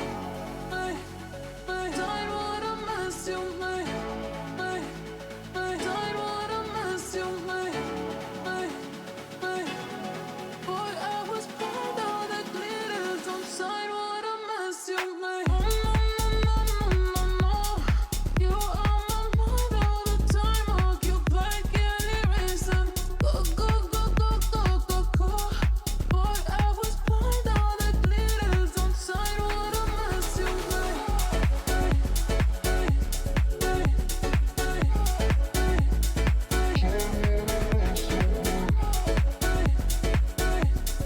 Boy, I was blind, all the glitters on side. What a mess you Please go. I don't need no solace. The crown can't afford it. My slow, like you in the focus. I'm shooting away, don't want your stupid love. You are my mind all the time. Occupied, can't erase. Go. Boy, I was blind, all the glitters on side. What a mess you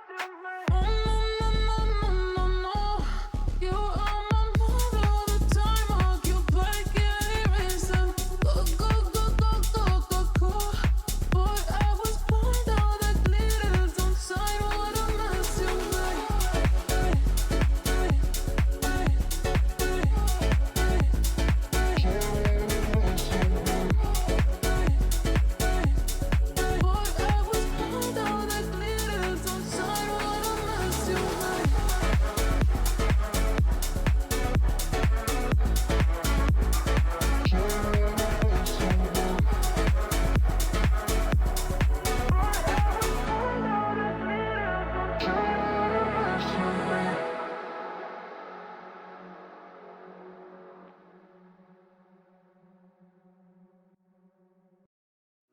Now I don't